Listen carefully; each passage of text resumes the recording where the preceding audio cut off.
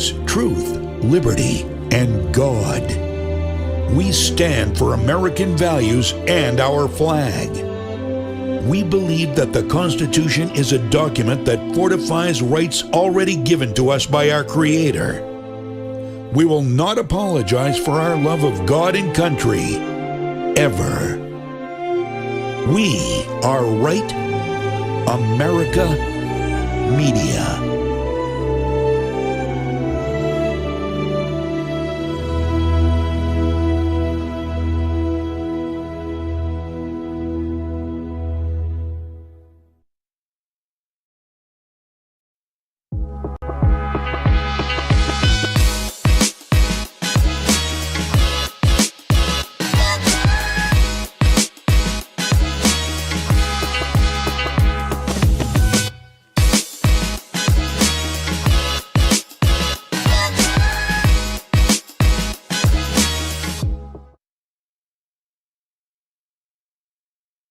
Blue Collar Intellectual Podcast, where we are going to get into the Doge Report as we do every week. I have in studio with me Andy. How's it going? I'm doing well. Good to see you, Joy. So, what's been going on with Citizens Doge this week? Well, it's been a pretty busy week. We had our All right, we're just going to switch mics. okay.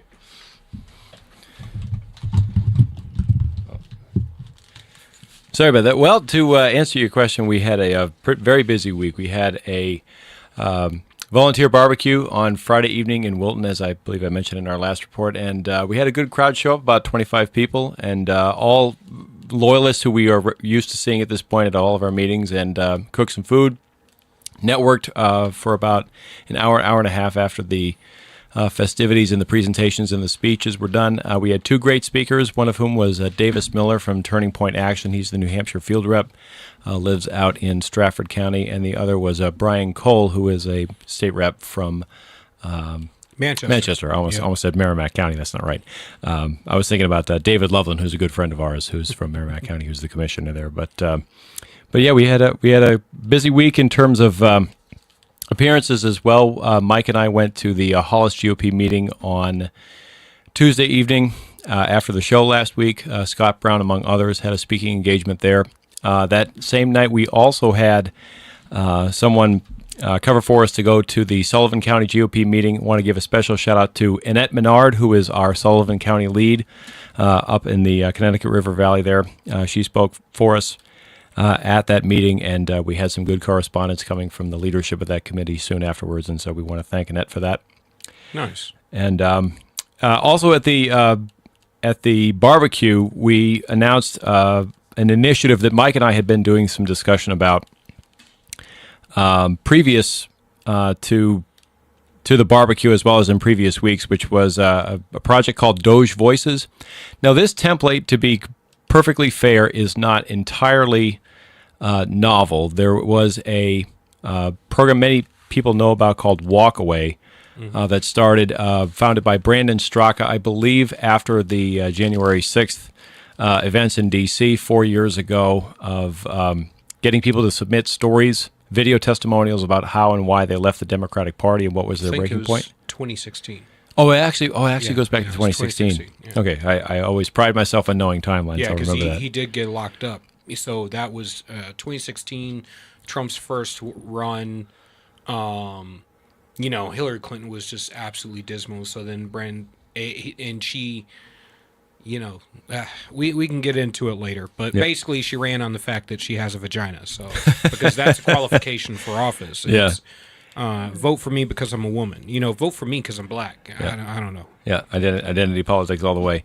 But at any rate, Mike and I had a discussion about how to sort of engage people more in being able to not only share but spread their stories about things they're seeing going on in their local neighborhoods, their local towns, and have that maybe not necessarily be something that could go viral, but could be something that could create a connective tissue throughout New Hampshire and perhaps beyond New Hampshire if we grow our membership fast before the end of the summer.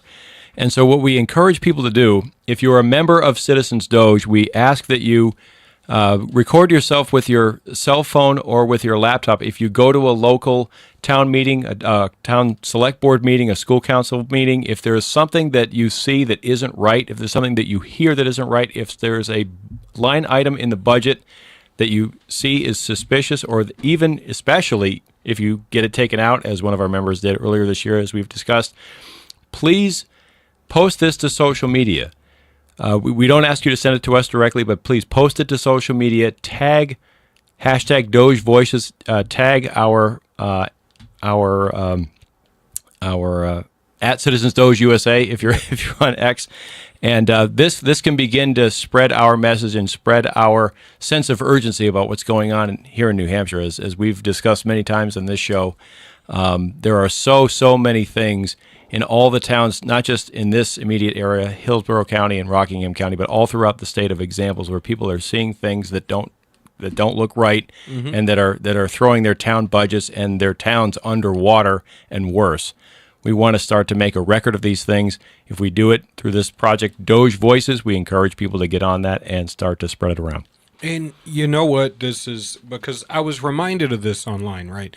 A couple of years back, my town, Derry, New Hampshire, had a beauty pageant that went viral nationally because they elected a fat trans chick as they gave her the award, and there were objectively cute, beautiful young women up there that could have actually been considered, but instead it was this like horrendously fat, ugly trans dude thing.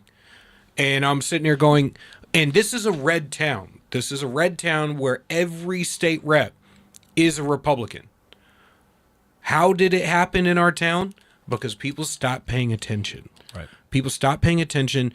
It should be very easy to simply sit up here and say, you're a guy, irrespective of whether you want to be a woman or not, you're not a woman.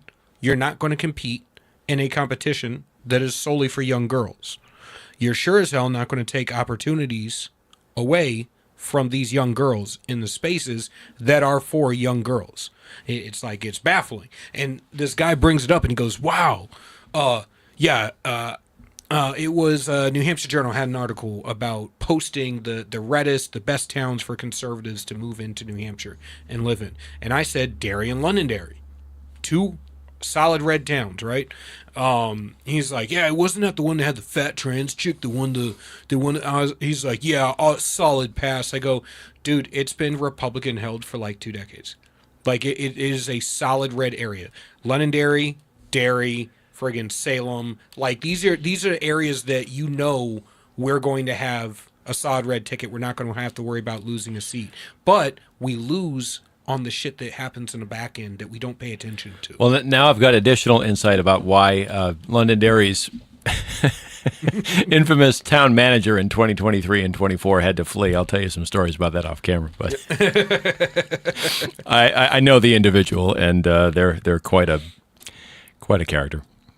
You know, there's a lot of real characters in New Hampshire politics. Yes. We ride this weird line of like, you have a lot of old school neocon Republicans that moved here from Massachusetts like 20 years ago, and they're like, Mitt Romney was my kind of guy, and it's like, yeah, nobody actually likes Mitt Romney. We kind of just tolerate him. And it's so embarrassing. I've heard some of those people. It's so embarrassing when you come across them. Yeah, it's like, man, I just love George Bush. I love John McCain. I'm like, you love the bomb Iran? I don't fucking believe it. So, and it's because it's like when people say that, I'm like, you could tell me you like their policies. All right, and we could have a debate about that, but you know, that's fine. But when you say like, oh man, I love that person, I'm like, all right, in what realm of cult of personality does anybody go, God damn, fucking John McCain and Mitt Romney just get my engines going in the morning? Like, I don't fucking believe it.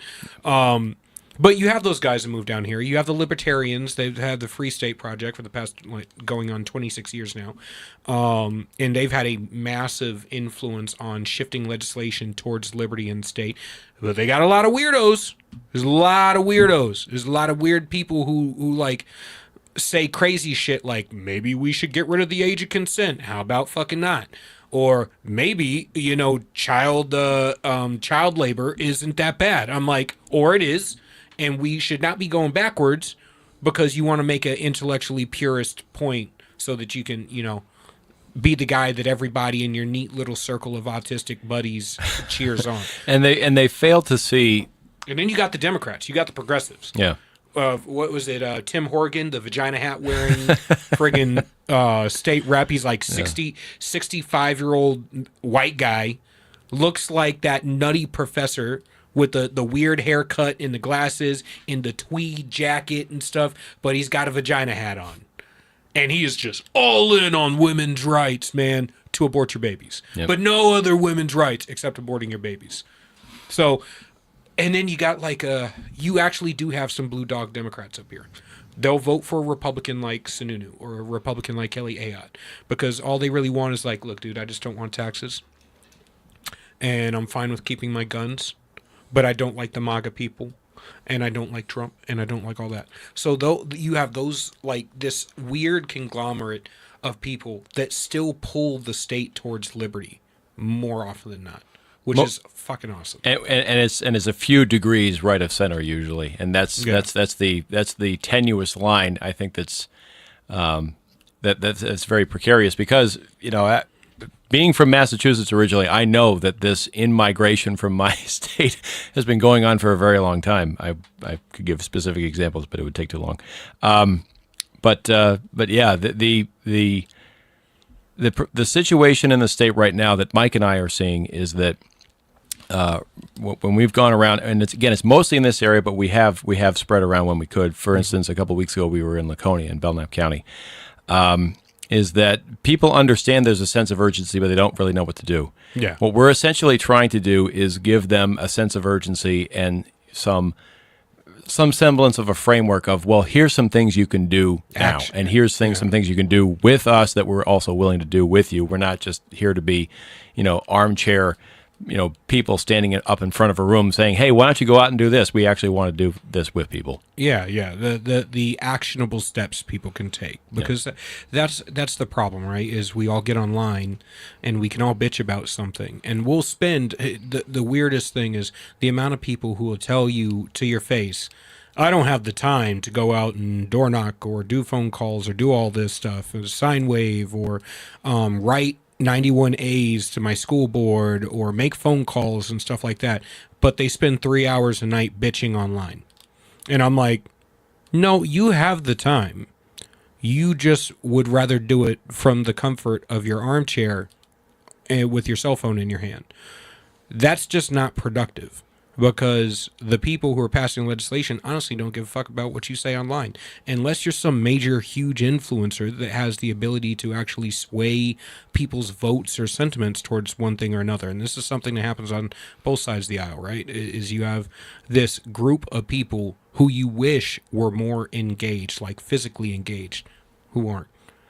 And if we can figure out a way to activate those people through every single election cycle, so that it's not just high turnout during the presidential year and low turnout during the off-year elections or the state elections or the local elections. If we can figure out how to tap those people who care or who bitch and whine and get them to care outside of just the presidential election cycle, we can really make change throughout the country. So which means our first step needs to be what you guys are doing, activating people, educating people, and then giving them actionable steps of what they can do and how they can be effective. Yeah, this is certainly what we're trying to do. And my personal belief is that we'll know by this time next year which way the midterms are going to go. And if the midterms are swinging in a way that you and I both hope that, we can avoid, but if the clouds look ominous at this time next year, my personal prediction is New Hampshire and a lot of other states that will be at issue in the 2028 election cycle will be at risk of losing their red majorities, and we obviously don't want to see that happen. Yeah, which brings us to, you know what? I'm a big fan of, calling out the people who wear the jersey on your own team, right? We're on the same team. I have to be honest about the fact when you're doing something that's counterproductive, right?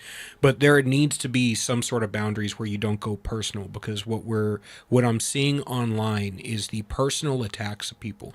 I can disagree with Kelly Ayotte on her women's spaces, not vetoing that bill. I can disagree with her on that. And I can agree with her on passing other bills, like the getting rid of the mask mandates and shit. I can, and I don't have to judge her as a person. Just because that's your niche issue that you make your entire personality around does not mean that that is everybody else's niche issue. The vast majority of voters in the state care about their wallet, their kitchen table, what's in their gas tank, what's coming over the border, whether they're going to be able to show up to work tomorrow, and whether they're going to be able to crack open a 6-pack of beer at the end of the week and enjoy their time off, and hopefully retire one day without passing down, and pass down something to their kids other than debt. Yeah. That's what the vast majority of people in the country care about. And once Republicans figure that shit out and run on the shit people care about, we win, which means our focus on everything needs to be transparency, accountability, efficiency, and efficacy. And making the best of alternatives, because, next year, I don't know, neither of us knows who the Democrats' gubernatorial choice is going to be, but it figures to be somebody about as radical as Joyce Craig was, if not further left. So it's going to be a question of alternatives again. And this issue right now going on with the veto that Governor Ayotte just put in on the men and women's spaces issue is it's going to linger for a while. But this time next year, it's going to be a question of alternatives again, and we think that the progressive alternative is just one we can't take. Yeah, I'm going to be honest with people. There is not a single person in this state who can honestly convince me, who could convince me that I should sit at home and not vote, or that I should vote for a Democrat or somebody who can't actually win an election just to flip the finger to Kelly Ayotte, when the alternative is worse.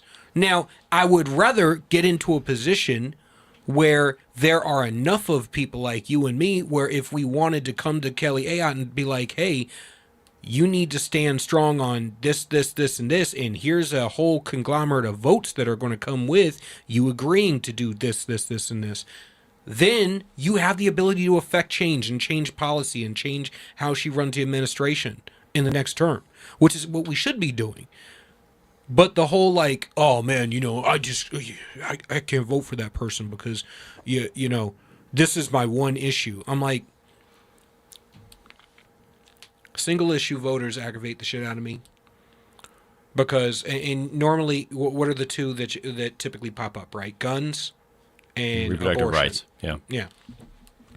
Single issue voters piss me off, and the reason why is, so I'm like, oh, so you can't ban that chick getting an abortion, so you're gonna vote against them and vote for you're gonna vote against the Republican and vote for either the Libertarian, who's also pro-choice, or the Democrat, who's also pro-choice, or you're not gonna vote so that the Democrat or the Libertarian, who are both pro-choice, win over the moderately pro-life Republican.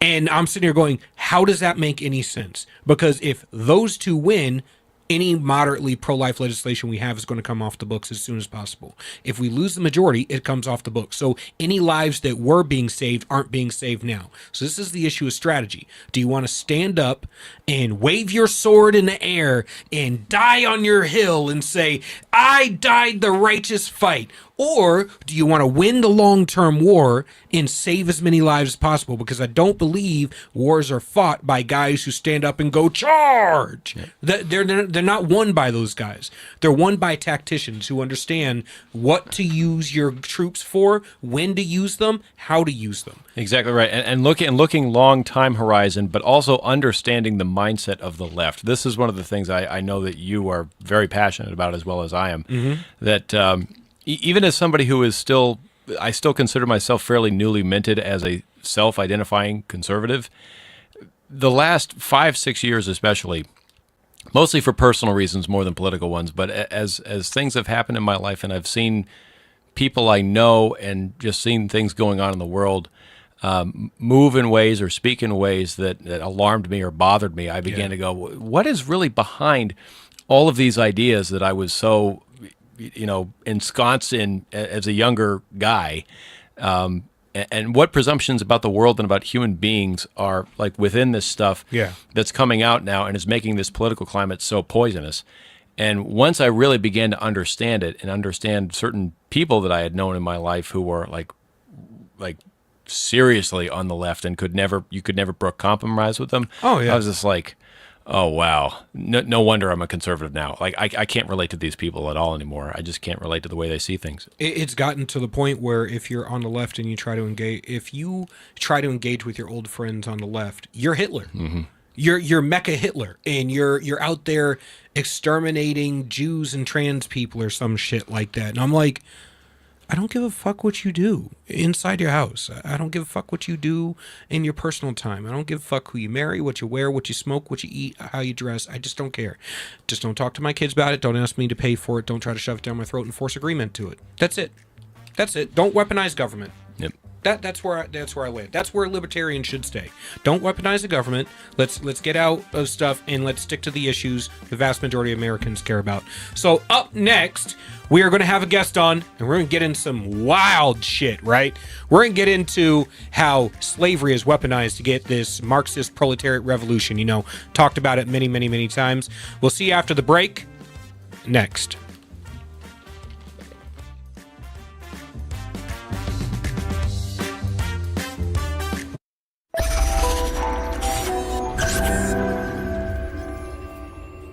United We Stand, A Marine's Fight. Written by Julian Aciard. I wrote this book to decipher through the tumultuous political dialogue and political gangbanging we see on both sides of the aisle between politicians, activists, influencers, and pundits, and get down to brass tacks solutions in order to save our republic. Again, United We Stand, A Marine's Fight, written by Julian Aciard. You can purchase the book on Amazon, Kindle, and Barnes & Noble. Would you rather spend time with family and friends in the pool or at the barbecue rather than landscaping your yard? Well, Augusta Lawn Care is here to help you with all of your landscaping needs. Proudly serving southern New Hampshire, we handle everything. Weekly mowing, spring and fall cleanups, bush trimming, mulch installs, lawn treatments, aeration, dethatching, and even snow plowing and salting when the dreaded winter hits. Call Augusta Lawn Care today and let your yard be the best looking yard on the block. Call 603-331-4768. Augusta Lawn Care, locally owned, professionally done. Call 603-331-4678 or visit us online at AugustaLawnCareServices.com/Londonderry. That's AugustaLawnCareServices.com/Londonderry.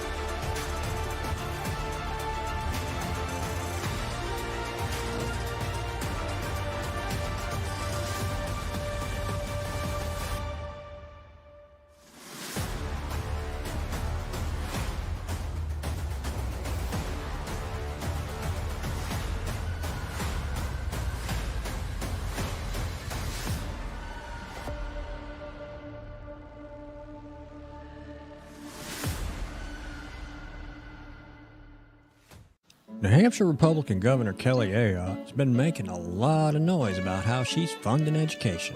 The Republican budget she just signed provides more money for education than ever before. She even bragged the other day that New Hampshire is top 10 in the country when it comes to funding our children's education, as if giving money to school systems has anything to do with learning. If you look at the math, and if you got schooled in New Hampshire, the odds are good it's not your best subject. It's the exact opposite. The more money we throw at schools, the less kids learn. We're committed to wasting money on an experiment that failed, unless wasting money to drive parents to homeschool their kids was the goal. We prefer to pick on Democrats, lower hanging fruit and all that, but our rhetorical woodshed doesn't discriminate. If that sounds refreshing, you need to check us out. This is Steve McDonald for Granite Rock, and we'll keep shining the light on them for you. This could be the moment we've been waiting for, the chance to feel alive. Sometimes we forget we live in one of the most beautiful states in the country. This summer, vacation right here and discover your new. This is where it all begins.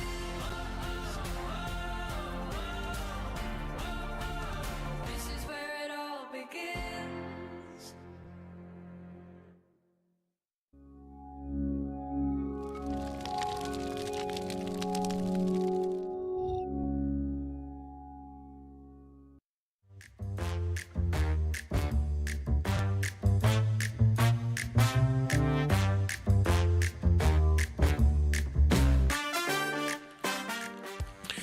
Welcome back to Blue Collar Intellectual Podcast. As I said, we have in the studio with me Andy from Citizens Doge, and up next we have Wanjira Njoya, a scholar in residence for the Mises Institute.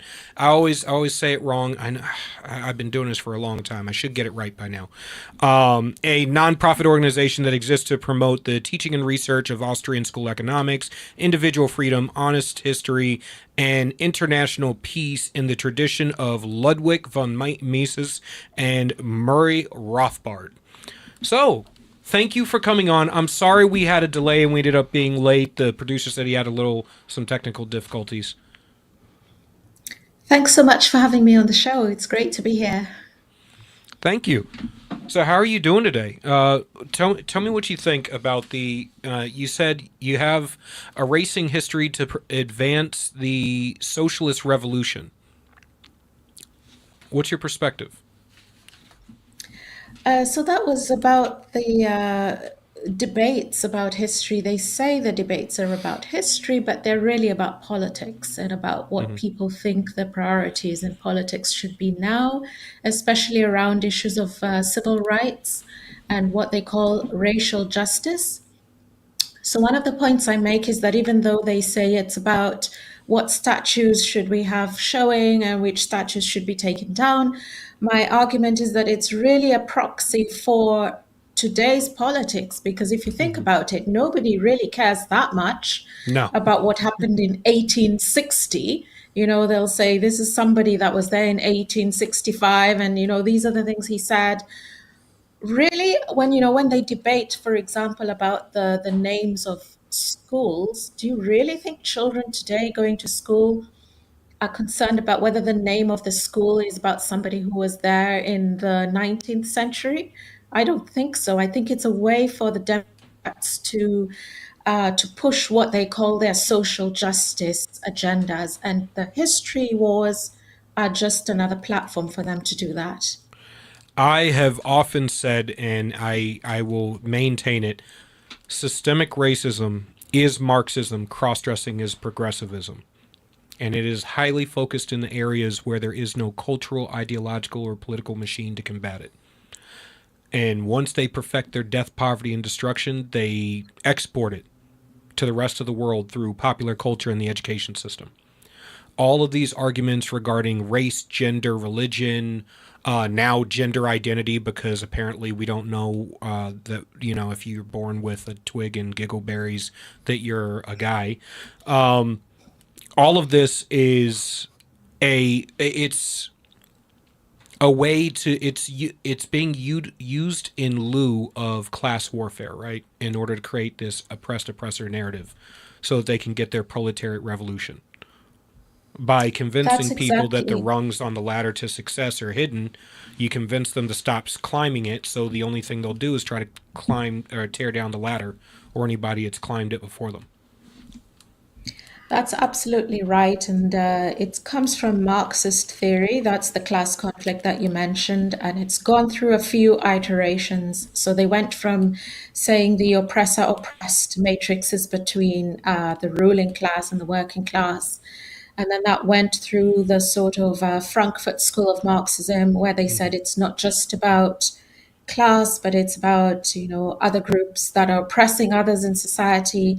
And then critical race theory picked that up and they Yeah. said, you classify one race as the oppressor race, you classify the other race as the oppressed race, and then you have to see everything through the prism of race. So one of the points that I've been making in my writing is that this is very collectivist thinking. So Yes. you decide the white race is the oppressor race, the black race is the oppressed race, and then if you want to know what anybody's opinions are, all you need to do is check what race they are, and suddenly that's supposed to tell you all their opinions and all their politics. It's absolutely poisonous. And worst of all, they're teaching this to children. They're teaching children that some of you belong to the oppressor race, and others of you belong to the oppressed race. And that's why they need the history wars. It's because they can use history to justify their current ideology.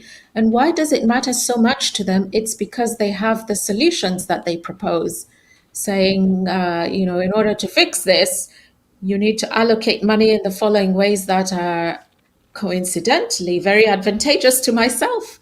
That's what the race hustlers are all about. It's all about what they can get out of it.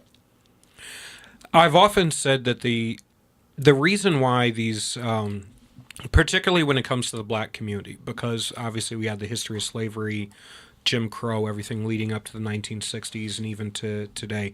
The reason why this issue persists is because, one, I'm in the middle of writing a book about what would have happened to the black community had Malcolm X and Dr. King not been killed, had their voices still lasted long, because both were a fan of calling out our own and both focused heavily on morality, both focused heavily on individual responsibility and on families. But one of the things that I see as a common thread is that they're all movements. It starts as a movement, then it becomes a cause, then it becomes a business, and it devolves to a racket. And we've seen this with everything. So, like, a good example of feminism, for example, would be first wave feminism is equal rights. Second wave feminism is normalization of those rights and acceptance of those rights.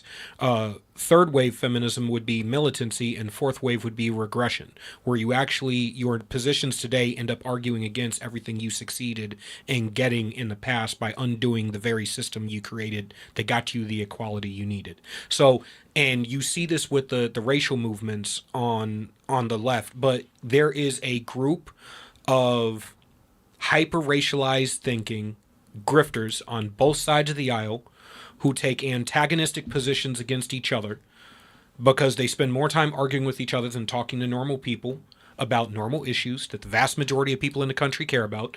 And the rest of us are sitting here going, I don't know how we got here. Why are we arguing about this? The vast majority of people in our daily lives, we walk down the streets, we interact with each other just fine, with no racial animus, no issues whatsoever. But there is an entire class of people who exist to keep the problems of the black community first and foremost in front of the black community, whether it be Hollywood making another movie about a black guy getting his ass kicked for 2 hours, like 12 Years a Slave, or the music industry propping up the lowest 1% demographic in the black community as what should be considered authentic black culture, which is absolutely retarded. And then you have the political influencer class on the right. It's black people bad. On the left, it's black people are incapable of success or doing thing without our white liberal help. And I find this because there's so often, this guy's trying to dismantle this person's talking points and vice versa. We never actually talk about solutions. We never actually talk about how the fastest way to get to liberty is transparency, accountability, efficiency, and efficacy. And if you apply those 4 principles to everything, you can get back to the Constitution.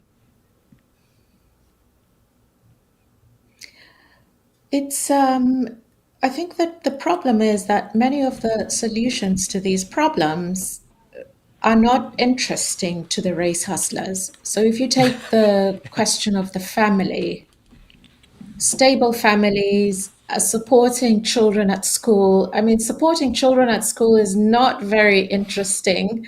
Hmm. It's very mundane things like making sure they get to bed on time, making sure they do their homework, reading to them.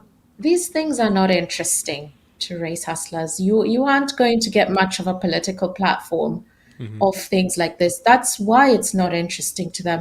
When they say things like the topic that we started out discussing, when they say things like, we need to get this statue down, Yeah, we need to get there with a bulldozer and, crush it.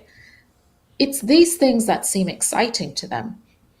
of Arguing for course. money to be allocated to schools, well, that's very exciting because often we're talking about huge sums of money. So Yes. that's very exciting to them. Talking about literacy rates and numeracy rates, that's not so exciting. They're not interested in that. This is the No. problem. Yes, I completely agree. We've gotten past the ability to have reasonable discussions about things that actually matter, because it's just Yeah. not flashy. It doesn't get clicks, likes, shares, retweets, or subscribers. And unfortunately, the vast majority of voices in politics these days on both sides of the aisle do what they do for clicks, likes, retweets, and shares and subscribership. So, where do you think we fix this? How do you think we can fix this going forward? And we can actually start. How do you educate people as to really what's going on past all the griftery? I see the solution being in a return to people being less reliant on leaders and less reliant on politics and less reliant on the federal government. Because the Agreed. federal government is never going to come into your home and read bedtime stories to your children. Hmm. So I think that it's about people taking power back to families and taking power back to communities and taking power back to the local level. I think it's at the local level where people are able to make the best strides, the biggest changes.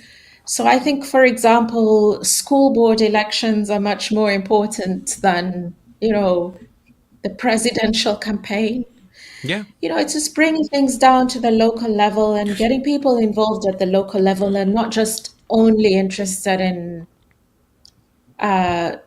Republican Party politics, Democratic Party politics, but being interested in who's deciding policy for your local school, who's bringing in measures that are actually going to affect how you live your life from day Hmm. to day, your local politicians. I think this is where the real power lies. I think people get too overexcited about national politics. What's President Trump doing today? This is everyone's eyes following him from one escapade to another. And I don't think that's the most important issue when it comes to changing lives on the ground. I completely agree. I think the social media is going to be the death of American society, because the average person is spending more and more hours. It increases every year, and we're starting to see studies come out right now that are showing that people are spending so much time online that it's warping their perception of the reality they live in daily. So now they're walking around with depression, anxiety, viewing the world through this hyper racialized, hyper sexualized, hyper antagonistic lens, and that leads you to view everybody as a combatant or a potential combatant. It's akin to being to the fog of war, thinking that you're constantly got to be at battle, and the vast majority of normal people who don't live online don't think like that, and can be effective in their local government if they drop the Twitter machines in our hands and get activated, where we can actually stop critical theory or critical pedagogy being taught in our schools, and a lot of this trans nonsense.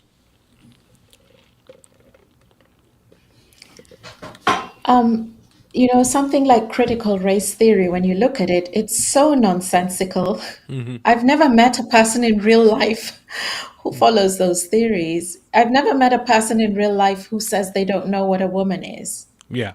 So it's a good illustration of that. And yet, on the public space, everyone's debating these theories. Everyone's, saying define Marxism, define critical race theory. If Well, no, I think you're right. I completely agree. I think if you ask the average person what a Marxist is, they wouldn't be able to tell you. yeah, and it doesn't really matter because I think here's a good example of this kind of debate. So one of the articles that I've written about is the meaning of self-defense. And I look at a lot of arguments about what's reasonable, case law about what's reasonable, what is the meaning of self-defense. That's great, but let's face it, if somebody invades your home in the night, you aren't going to say, oh, where's my book about self-defense that I need to study to tell me whether this is what should I do next? How many seconds should I wait before this is nothing to do with how people ordinarily live their lives. And I think that a lot of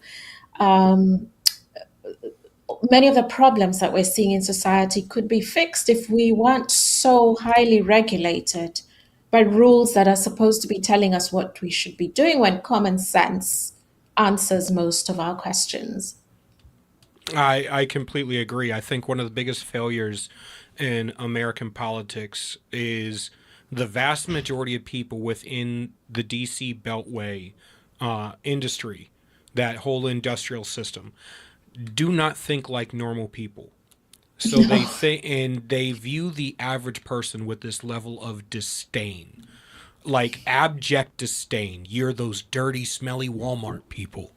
And that because they view the average person with disdain, and this is regardless of color. I've found the exact same attitude on both sides of the aisle between, the same people. They go to the same schools, the same cocktail parties, the same institutes, the same the same organizations and stuff. They bounce around from, congressman to congressman, senator to senator on either side of the aisle. It doesn't matter. But this self-propagating industry here has such a low opinion of the American populace. It's like, no, we have to regulate everything that you do, everything that you say, everything that you eat, everything you smoke, you wear, every person you interact with.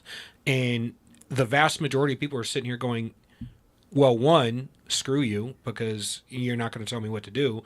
And also, who the hell are you to tell me that you know more about my life than I do? I mean, it's incredible. For example, look at some of the communists that we're seeing now coming into power, like the mayor of New York, and I think the mayor of Minneapolis coming in. I think everybody knows that communism doesn't work. You don't even need to have studied a great deal to know that it makes no sense to say that the state should own and regulate everything. It's usually the greatest danger at the moment is from regulation rather than even state ownership, although the mayor of New York was saying that the state will own the grocery stores so everybody can afford to buy groceries. I think most people would know that that makes no sense. And they vote for people despite the fact they can see the policies make no sense. It's because emotions run the day. But I want everyone to follow you. Wanjiro Najoya. Again, she works at the Mises Institute. Go follow her. Erasing History to Advance Socialist Revolution. Political Moralizing about History of Slavery, Methodological Individualism, and Historical Analysis. Where can people follow you online and support your work? So anyone who wants to read my articles can find them at mises.org. That's mises.org/Njoya, Njoya. And that's where you can find all the articles that you just listed. And just basically a comment on how concepts of liberty, individual liberty, should be informing all the political disputes that we see around us all the time. And one of the themes that I like to stress in all my writing is just the point we've been making, is to trust common sense and trust the principles that we all know about the importance of private property and individual liberty and voluntary exchange. Agreed. I'd like to have you come back on in the future. I want to thank you for coming on. I've definitely enjoyed the discussion. It's nice to get to talk about something that's right in my wheelhouse. Thank you so much. It's great to be on your show. Thanks so much. Thank you. All right. So we're going to have a short break, and then we got the next segment coming up. You know, it's been a long day. It's been a very, very long day. I'm like, woosah. All right. See you in a few.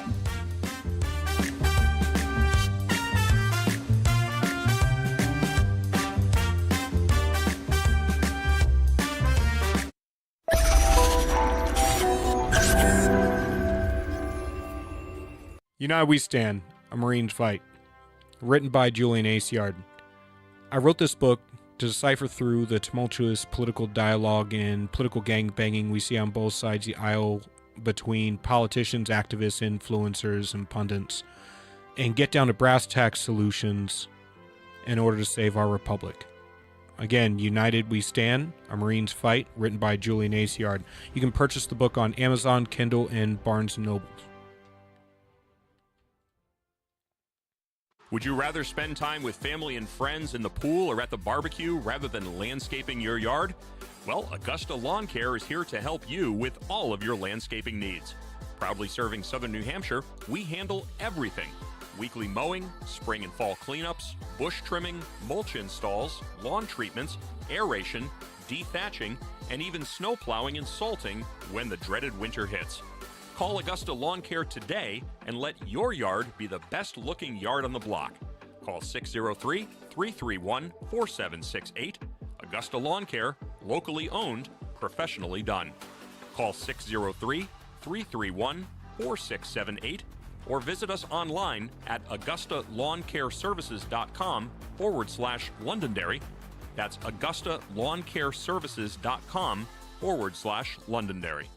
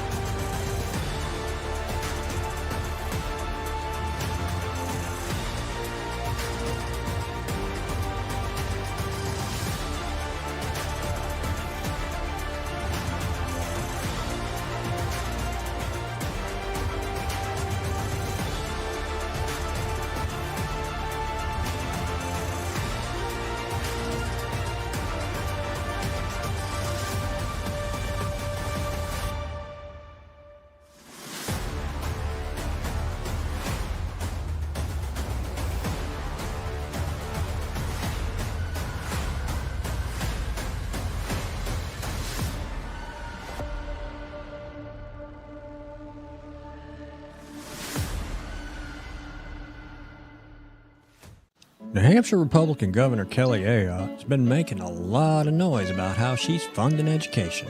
The Republican budget she just signed provides more money for education than ever before. She even bragged the other day that New Hampshire is top 10 in the country when it comes to funding our children's education, as if giving money to school systems has anything to do with learning. If you look at the math, and if you got schooled in New Hampshire, the odds are good it's not your best subject. It's the exact opposite. The more money we throw at schools, the less kids learn. We're committed to wasting money on an experiment that failed, unless wasting money to drive parents to homeschool their kids was the goal. We prefer to pick on Democrats, lower hanging fruit and all that, but our rhetorical woodshed doesn't discriminate. If that sounds refreshing, you need to check us out. This is Steve McDonald for Granite Rock, and we'll keep shining the light on them for you. This could be the moment we've been waiting for, the chance to feel alive. Sometimes we forget we live in one of the most beautiful states in the country. This summer, vacation right here and discover your new. This is where it all begins.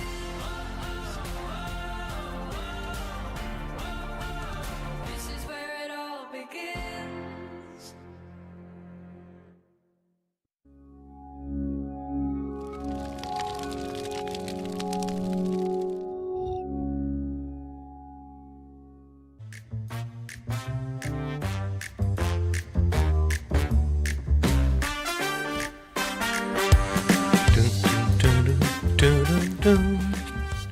All right. Welcome back to the Blue Collar Intellectual Podcast. Again, you can find us online at RAMTV.LIVE.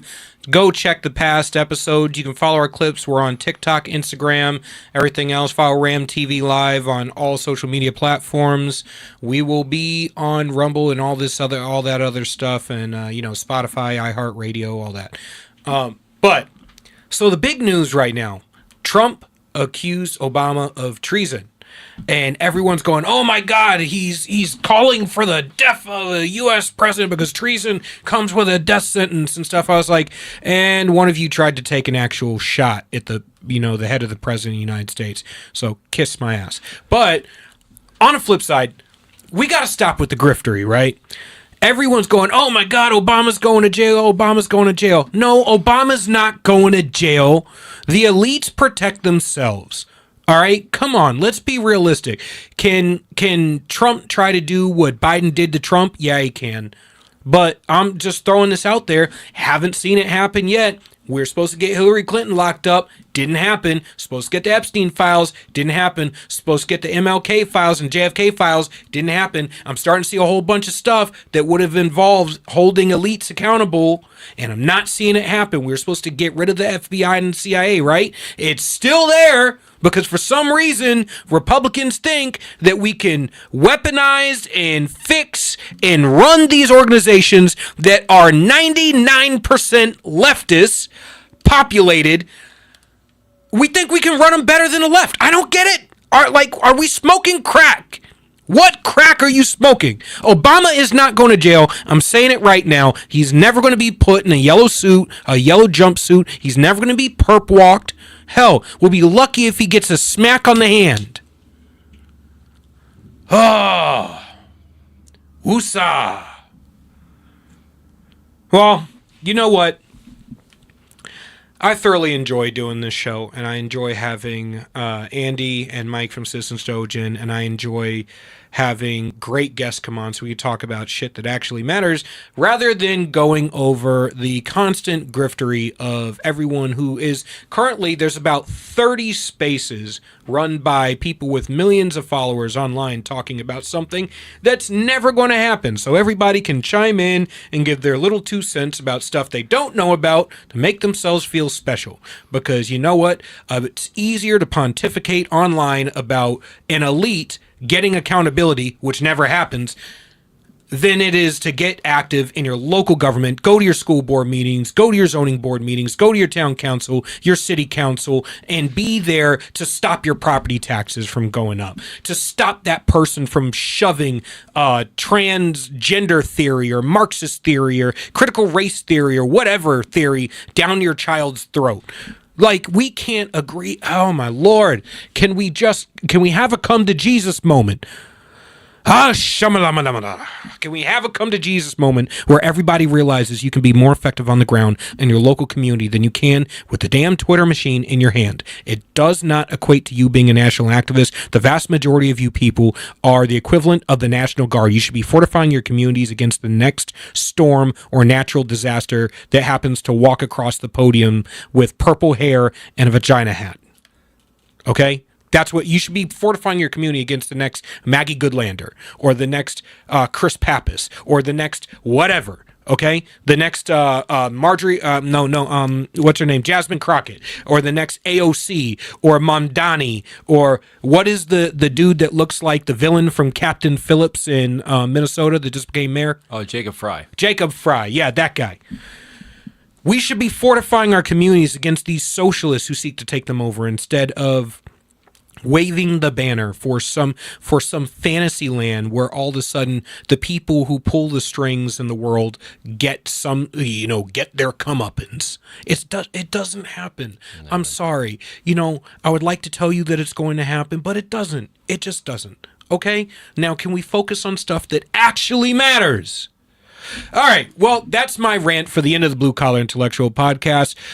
You heard it here first. I don't believe it. I don't believe any of it. I think it's all a whole pile of crap that they're selling us to keep us distracted from the stuff that is really happening that we can actually have influence in. If you get active in your local community, you can legitimately change the tides of the entire nation. If Republicans can figure out how to if conservatives, real conservatives and normal critical thinking adults can figure out how to get the vast majority of these critical thinking people out, not just in a presidential election, but in your local, state, and off-year elections too, we can actually take this country back and get rid of the extremes on both sides of the aisle who constantly have us embroiled in all of these stupid arguments about crap that doesn't matter. So, next week, tune in. We're going to have another fiery episode where I'm going to chew out the entire world for doing dumb stuff. All right? Blue Collar Intellectual Podcast. Back at you. Love you guys. Have a good week.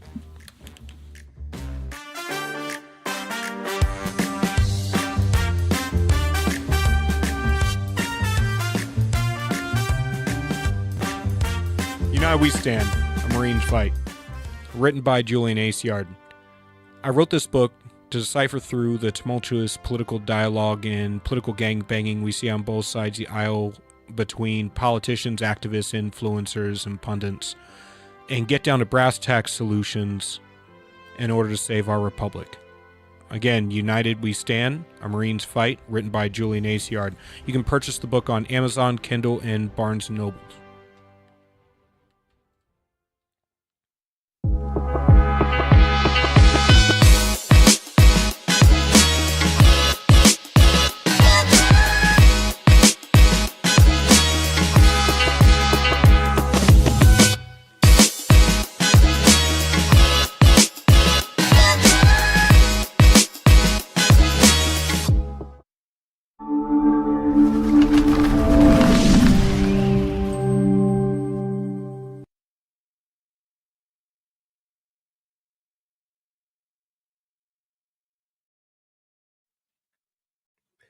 All right, buckle up, everybody. This is a big day with a lot of information in it. Welcome to the Drew Allen Show. This is, of course, Drew Allen, your millennial minister of truth. Look, I want to talk about the Trump-Russia collusion hoax, but the first thing you need to understand, and there's so much to talk about and there's so much depth that honestly we need to get into. I decided to break this up into 2 episodes. So think of it this way with Trump-Russia collusion. You have before Trump won the presidency, right? And then you have after Trump won the election. That's how you need to look at this. Now, a lot of the Tulsi Gabbard stuff, a lot of the breaking news out there, some of it's breaking, some of it's not, but it is a very big deal. Nonetheless, this is really focused on Obama's role in December and afterwards. This is about how Trump-Russia collusion was used to undermine the will of the American people. And we're going to get there, and I will do that probably in the next episode. I'll touch on it at the end today. I'm just going to barrel through, but at a pace where hopefully, we can all glean what we need to from this. So just think of it in terms of that. You have before he was elected and after he was elected. Now, I want to start with the premise of Trump-Russia collusion because, we've got to go and take a trip back down memory lane, many of us, right? 2016 was not yesterday. It was quite a ways away in the past. And I knew that Trump-Russia collusion was a hoax. I knew it was a hoax from the very start. I knew it in 2016. And I will explain to you exactly why and how I knew that. To push the Russia hoax, one detail, right? One detail, ask yourselves what it is. One detail was absolutely necessary in furthering it. One thing absolutely had to be true, right? Or the entire hoax would fall apart. It had to be true, what? That Putin wanted Donald Trump to beat Hillary Clinton. If Putin didn't have a motive to beat Hillary Clinton, if Putin didn't have a motive to help Trump, then this hoax would fall apart. The hoax would end. It could not go any further. So just keep that in your mind. And you see, that's the poisonous little seed from which the Trump-Russia collusion hoax was born. And I've got my own bombshell I'll introduce to you when we get through this because I've never heard anybody talk about it. And it's pretty astonishing when you look at the timeline. There are some very important questions we need to ask. So the focus here is before Trump was elected. Now, like I said, I'll get into that intelligence report in a little bit. Now, the accepted knowledge out there in this is that, the Russians and Putin, one, were behind it. But for the sake of this conversation, let's just assume that that's correct. Let's just assume that it was, in fact, the Russians. It wasn't Seth Rich. Let's just assume, for the sake of argument, that the Russians were behind this. But the accepted point is that they hacked the DNC because, they didn't want Hillary Clinton to win. No.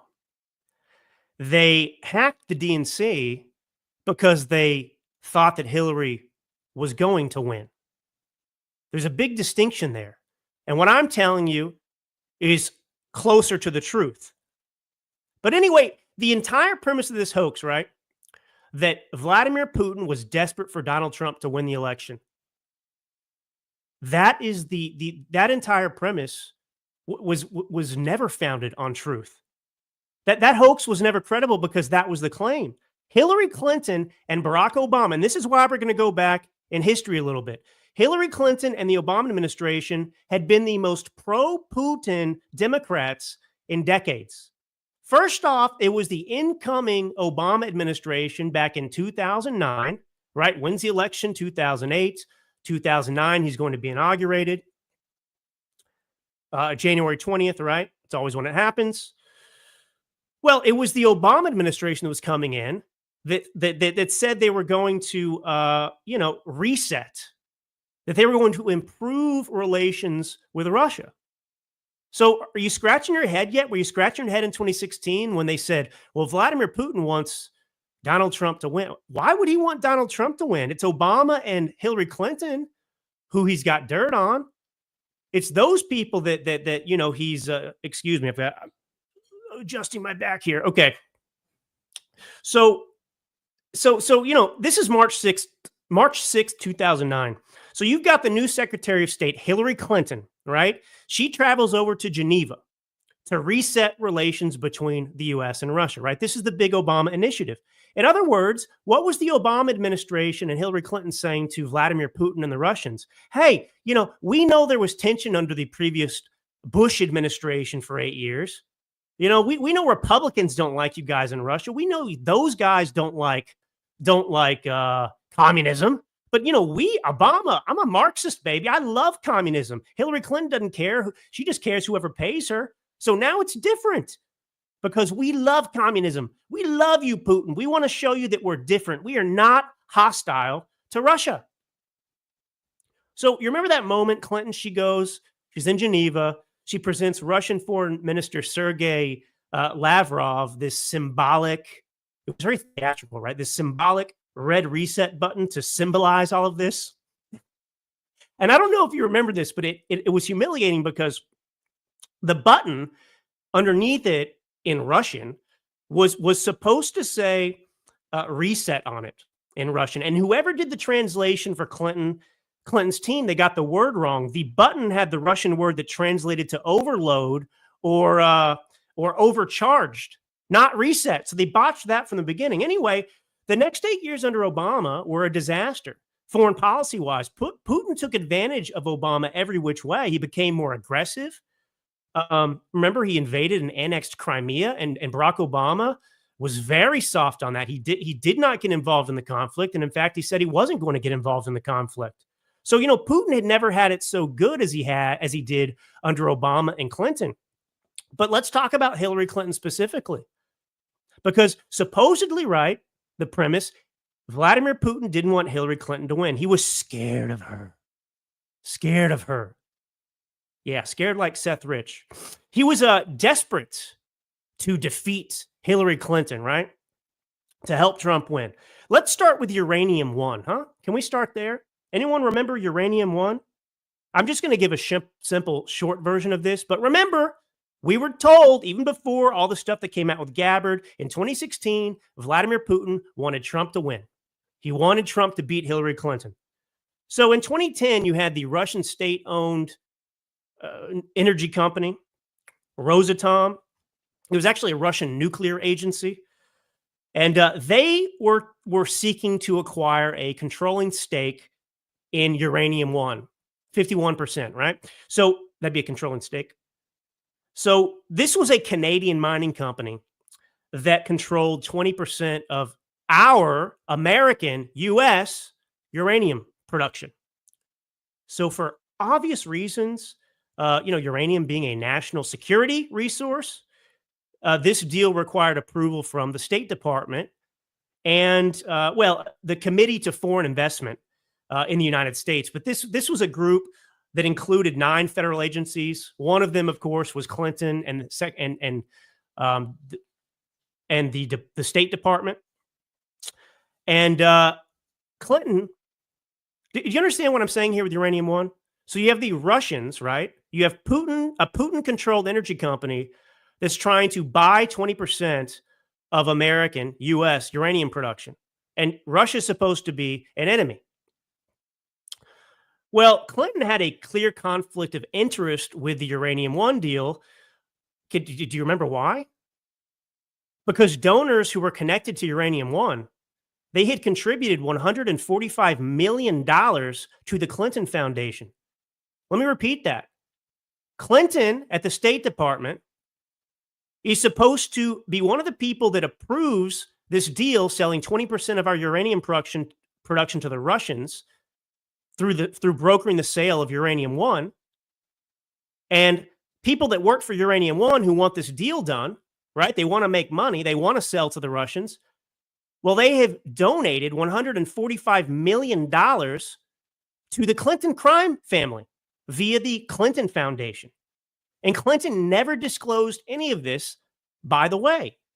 Now, at the time of this deal, the FBI, get this, it just keeps, this is amazing stuff. You see, in looking into the Trump-Russia collusion hoax, we are finally revisiting the real colossal epic corruption that exists in this country that was the Clinton family and even the Obamas. Now, at the time of this deal, right, the Russians trying to buy a majority stake in Uranium One, the FBI had evidence of bribery, of kickbacks, and corruption tied to Rosatom, which is the Putin Russian state-owned energy company that's trying to buy our uranium. So Rosatom had this subsidiary company that was called 10X. Vadim Makarin, I don't speak Russian, I don't know. Makarin, make it whatever, pronounce it how you want. Vadim, I know that's right. Makarin, so he was involved in this racketeering scheme that the FBI was investigating. And he ran this subsidiary of Rosatom, 10X, in Maryland, I believe it was. Now, Robert Mueller, this is what's so amazing about this stuff. The names that always come back up, right? The same crooks are always in positions of power. So Robert Mueller, right, who would end up going and conducting the Mueller investigation, $32 million, 2 years of our money into Trump-Russia collusion. Robert Mueller is the FBI director, and he's the one who had built a criminal case starting in 2009 under Obama. So Robert Mueller's actually built a criminal case that exposes the corruption of Rosatom via their subsidiary 10X. He's the one leading the investigation into this Russian who's running the company in the U.S. And he kept this investigation secret. Nobody knew about this. No public action was even taken until 2014, which is 4 years after the Uranium One deal was approved. Now, the FBI knew that Rosatom's objective, now get this, because the FBI had an informant at 10X, which is a subsidiary of Rosatom. So when I talk about 10X, I'm talking about Rosatom. If I'm talking about Rosatom, I'm talking about 10X, just for the sake of making this simple to understand. So the FBI actually knew that Rosatom's objective was to gain control of the global uranium market. The FBI had the informant. His name was William Douglas Campbell. And he's the one who gave the FBI these documents. He gave them recordings. He gave them memos showing the corruption. He told the FBI, this informant, he told Robert Mueller that Russia's goal was to gain influence in the U.S. through nuclear deals, including Uranium One. This is going on. So what did the Obama officials do? What did Hillary Clinton do? What did the FBI do? They all kept this information from Congress. They didn't share this with the other agencies that were supposed to approve the sale of our uranium production to the Russians. They hid the FBI report. It wasn't shared with him. So, in other words, Clinton's State Department approved a dangerous deal that handed Russia control of 20% of our uranium production, America's uranium production, while more than $100 million flowed to her family from people associated with the deal. She didn't disclose the donations. And meanwhile, evidence of corruption, related to Rosatom, that was buried. And just so you understand, Vadim Makarin, who ran the subsidiary of Rosatom in the United States, the Russian, he was arrested in 2014. He pled guilty to money laundering and bribery. All right. And the DOJ made this announcement quietly because there was very little media coverage of this because they didn't want to hurt Clinton. They didn't want to hurt the Obamas. But that's what happened. So it was all real. Now, on top of this, so again, excuse me, Hillary Clinton was effectively the reason that Vladimir Putin gained control of 20% of our uranium production. And he wants Trump to be president, not Hillary Clinton. Get the F out of here. So anyway, on top of all this, on June 29th of 2010, we're in 2010 here, Bill Clinton, I don't know if you remember this story, he was actually invited to the Kremlin. He was invited to Moscow by a Kremlin-linked investment bank, and that bank was called Renaissance Capital. But he was invited to Moscow to give a paid speech, and they paid him $500,000. And at the time that he delivered this speech, Bill Clinton, that is, and at the time that he got the $500,000, Renaissance Capital was actively promoting investment in Uranium One. That's right. So they were trying to broker. So the deal was going on. The Russians are trying to buy our uranium at the same time that the bank in Russia that is trying to raise the capital to get the deal done pays Bill Clinton $500,000 to give a speech. So, I could go on forever. Obviously about Obama himself and how weak he was. Do you remember in Syria, you had Assad's forces use sarin gas on 1,000 plus people that included children? And remember, the Russians are also on the ground in Syria, right? And the Russians are bombing our. Look, I mean, this isn't about your opinion of Syria and our involvement. I'm just making a point to you, okay? The Russians are present in Syria, and they're backing our enemies, right? So we're backing rebels, and the Russians are on the other side of that war, and they're bombing the people that we're backing and putting guns in their hands of, and Obama takes no action. Obama's famous red line comment, hey, Assad, if you move chemical weapons, if you use chemical weapons, that's a red line and things are going to change. My calculus on this situation is going to change, i.e., watch out. And the very next day, Assad killed 1,000 plus people with chemical weapons. And Barack Obama then had the Russians negotiate a deal on our behalf. So now, before we continue on this journey together into the most scandalous and criminal behavior ever engaged in by an administration in our country's history, can I just interject for a second? Do the Trump weave for a moment. Imagine that George Washington is president of the United States. And, I don't know, Thomas Jefferson, his contemporaries who, let's say they were hungry for power themselves. And they went to our enemies in France, and they went to our enemies in the UK, and they worked with whatever the, intel agency would be at the time. Obviously, it's a different time. It's not exactly a perfect analogy. And they accused, George Washington of working with, the French to, undermine our country or to, it's treasonous.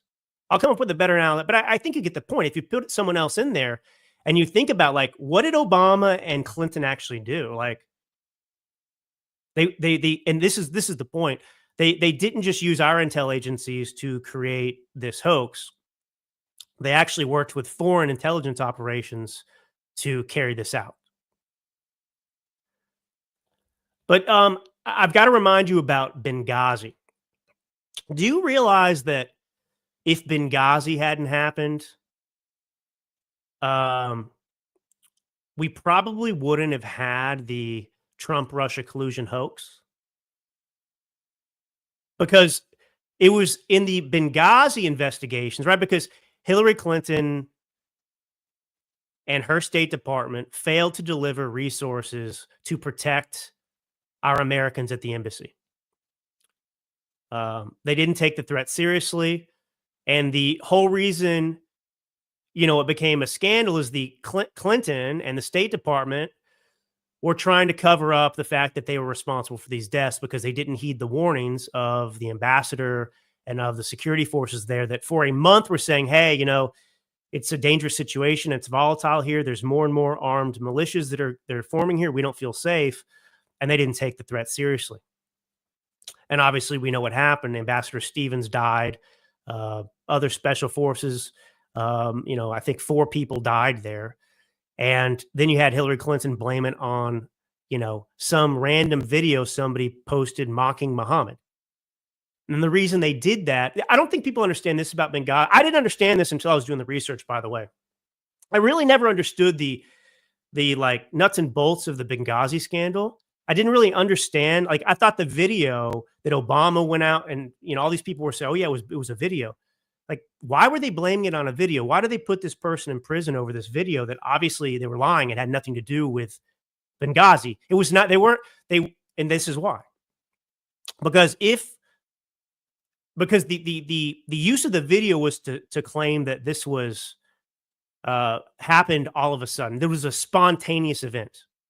And the reason the State Department and Clinton and Obama wanted you to believe that what happened in Benghazi was a spontaneous event is because it absolved them of their role in not planning. If it was spontaneous, how could Hillary Clinton have known that they needed additional security in Benghazi, right? If it was spontaneous and nobody saw it coming, then Hillary Clinton couldn't have failed to send more people and to secure our Americans that were stationed there because nobody could have known.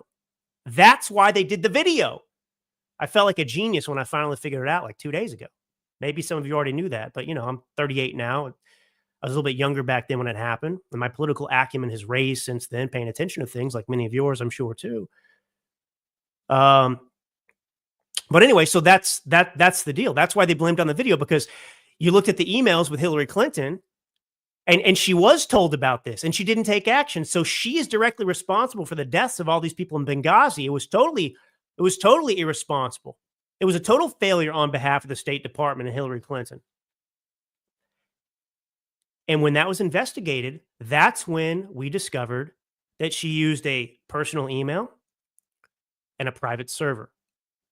This is another thing that I think is somewhat confusing to people at times.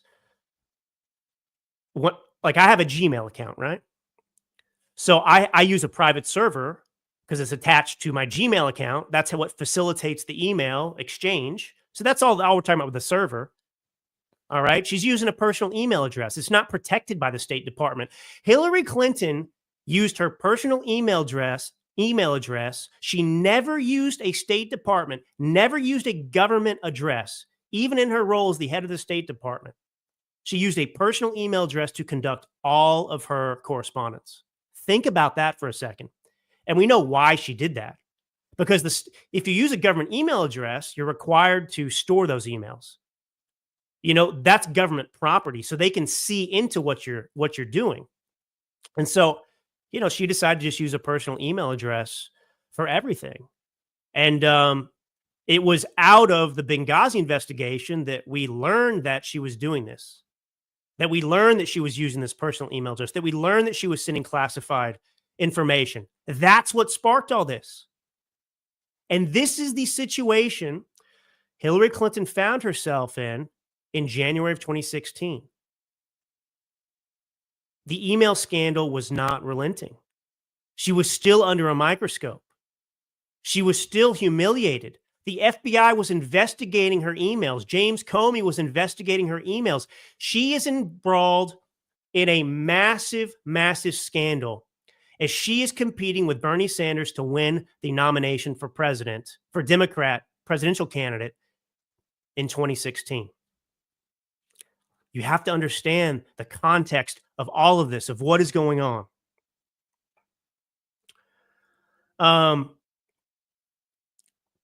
Now look, the way this DNC hack that took place was framed, that's what we have to look at, right? This is the beginning of 2016 as well. And bear with me as I give you a couple dates. I might have to bounce around for a second, but you know, most people are really familiar with a John Podesta, right? He was the campaign manager at the time with a John Podesta hack. Now, supposedly, the way this story was given to us by the media, and there's a reason I'm going to keep bringing up what we've been told, because I want to question everything in just a few minutes. But it was supposedly March 19th, 2016, when Podesta received an email that looked like a Google security alert. You know the type of email. Someone has tried to access your account, change your password immediately by clicking here. And I think there might even be email correspondence, but somebody in the Clinton campaign or at the DNC told Podesta to go ahead and click on it, and he clicked on it. And it was a malicious link that sent him to a fake Google login page, and he put in his credentials, and that's how they accessed his emails. Now, I don't know how relevant that it will be later on, but just keep that in mind. This is happening in April. So, that was March, right? March 19th. So the Democrat National Committee hired CrowdStrike in April. The end of April, actually, was April 30th to look into it and protect the system. So basically, at the end of April, the DNC says, hey, we've got a problem. We're being hacked. But, you know, I don't understand how you go from March 19th with this, you know, phishing attempt that's successful with Podesta. It then takes you over a month to hire somebody to look into it. I mean, that's just kind of odd to me. I mean, aren't those questions that you are curious about? Anyway, CrowdStrike ultimately said it was the Russians. It was the Russians. That's what they concluded at the end of their investigative work. And the DNC waited until mid-June to tell everyone what had happened. So they knew in May at the latest that, I think, you know, CrowdStrike, I've got some information from them too, because they put out statements on this too. But the Democrats waited until mid-June to let everyone know that they'd been hacked. And it wasn't presented as a big deal at first, by the way. You know, one of the things I did as I was looking into all this is I went back and I looked at what the media was saying at the time, week by week. And so you've got, you know, the Washington Post, I believe, broke the story that the DNC had been hacked. And that was on June 14th, 2016. And here are a couple points from that article. Russia hacking was nothing new. It was routine. It was well known.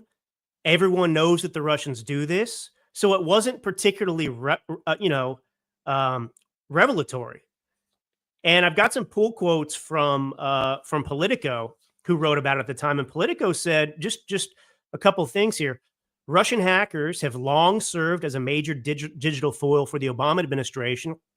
Last August, Defense Department officials blamed Moscow for orchestrating a successful cyber attack on the Pentagon Joint Chiefs unclassified email system. The incident came just months after Defense Secretary Ash Carter acknowledged Russian hackers had broken into the DoD's unclassified networks. So they're admitting now, without really intending to, that the Russians have been targeting the Obama administration for a long time. Last August of 2015, the Putin targeted the Pentagon Joint Chiefs unclassified email system. And we're going to jump in just a moment to Donald Trump is working with Putin to hack and steal and interfere in the election.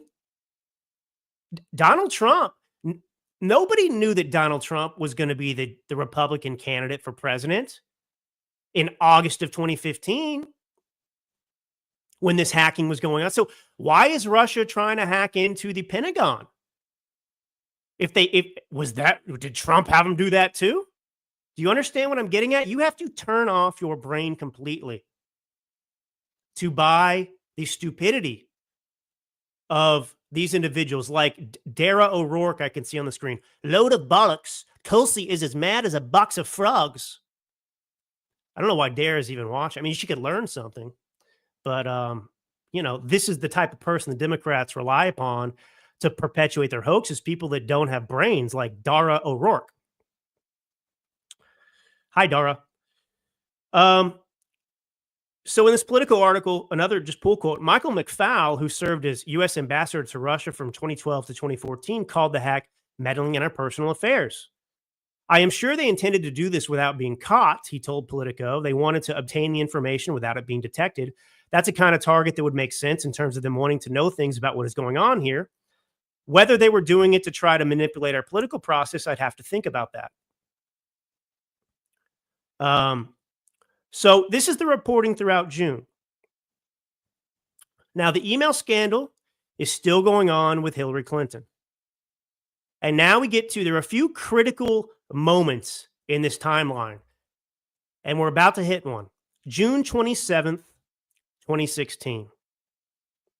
Bill Clinton meets with the Attorney General, Loretta Lynch, on the tarmac. I forget what city they were in, if it was Phoenix or wherever. But you remember this story? I mean, I won't go down, the rabbit hole, but, Christopher Sine, who worked for ABC, he's the one who broke the story. And of course, he was found dead years later. But they were supposed to be meeting in secret. And this guy saw them on the tarmac. He saw Loretta Lynch, going into the plane, meeting with Bill Clinton. This is weird. They just happen to be here crossing paths and they're having this private meeting. Well, what were they meeting about? Because Hillary Clinton was being briefed all along about given updates by the FBI on her investigation. Hillary Clinton was working with the Obama administration and Loretta Lynch, who ran the AG, she's the Attorney General, to figure out how she's going to get out of this unscathed. Because it's unfortunate that the year that she finally gets a shot at, actually winning the, Democrat nomination and becoming president, her dreams of power fulfilled, well, she's got the email scandal to deal with. And this is why later on, one of the things that Putin allegedly, from Tulsi Gabbard's report, what we just saw, that they held back, that they didn't even release via WikiLeaks or anything else, was that Hillary Clinton throughout this entire year was loaded up on tranquilizers. She was a mental wreck. She was a lunatic. And this corroborates something. She doesn't do she doesn't meet with the press. She doesn't meet with news outlets for like 245 days, not until September of 2016. But for over 200, she's like Joe Biden before there was Joe Biden. So anyway, remember that. So AG Lynch obviously meets with Bill Clinton to let him know, wink, wink, nod, nod. Hey, I just want to let you know, this is what we're going to do. This is how we're going to handle it. So a few days later on July 5th, James Comey gives that infamous press conference in which he exonerates Hillary Clinton in the FBI investigation into a classified email scandal. And he effectively says, if it weren't Hillary Clinton, she'd probably be prosecuted. But, it's Hillary Clinton, so we're not going to. He said that in his little press conference. So, he says we're not going to recommend charges. We can't prove intent. And this is 3 weeks before the Democrat National Convention. And this was timed on purpose to help Hillary Clinton, to help her get out from under a bad PR scandal and actual real scandal. And it's important to note something here. It's very, very bizarre that James Comey delivered this information because he's the FBI director. He's not the attorney general. Loretta Lynch should have given this press conference, but she did not. And it's obvious why. And James Comey later, when he was doing a press tour for his book, I know he lies about a lot, but on this, he said that's why he delivered the verdict, that Lynch was going to make it worse. They didn't want to draw attention to this tarmac meeting. They don't want to. They're trying to get Hillary Clinton away from scandals. So they don't want people say, so James Comey does it, right? And the media doesn't care. They comply and all that. Now, July is when WikiLeaks leaks the first batch of emails. And this is just before the Democrat National Convention in Philadelphia. And it was on July 22nd, they released 19,000 emails. 19,000 emails are leaked. And the Washington Post said, the emails from the Democratic National Committee include discussions of Clinton's chief rival for the presidential nomination, Senator Bernie Sanders, details of perks provided to party donors attending the convention, and email exchanges between party officials, journalists, and others. And look, we don't need to get into the specifics of all that. It doesn't matter. But, the emails that came out in that first tranche ahead of the convention, they highlighted the tension in the DNC, right? They highlighted the fact that, Clinton and the DNC were effectively conspiring against Bernie Sanders to make sure that she got the nomination and he didn't, that they were biased against Bernie Sanders. And this was obviously embarrassing for Clinton. It was embarrassing for Democrats. But a couple days later, think about this. You're Hillary Clinton. Your biggest problem is the fact that you've got this giant email scandal. And you're just, for a year, you've been bogged down on this. You finally, coordinate with the FBI and Lynch. She meets with Bill Clinton. Comey exonerates you.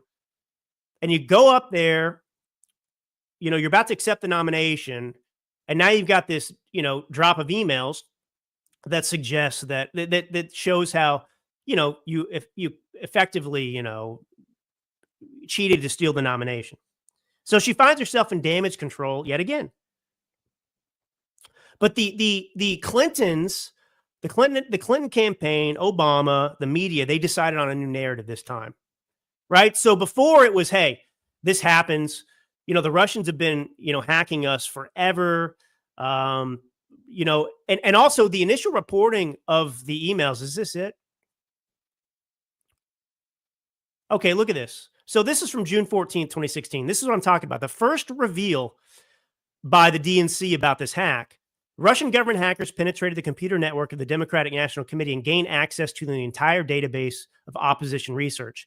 And this is the point. There was no suggestion that Trump was behind it. There was no suggestion that Putin was trying to help Trump. In fact, they were telling people that they got the files on Trump, potentially, on the opposition research that the Democrats had gotten a hold of. And by the way, can I make a suggestion to you? Because what we're going to talk about is going to blow everyone's mind, including mine. The Clinton campaign had already been illegally using campaign funds to fund the Steele dossier by this time. We didn't get the contents of the Steele dossier until January of 2017.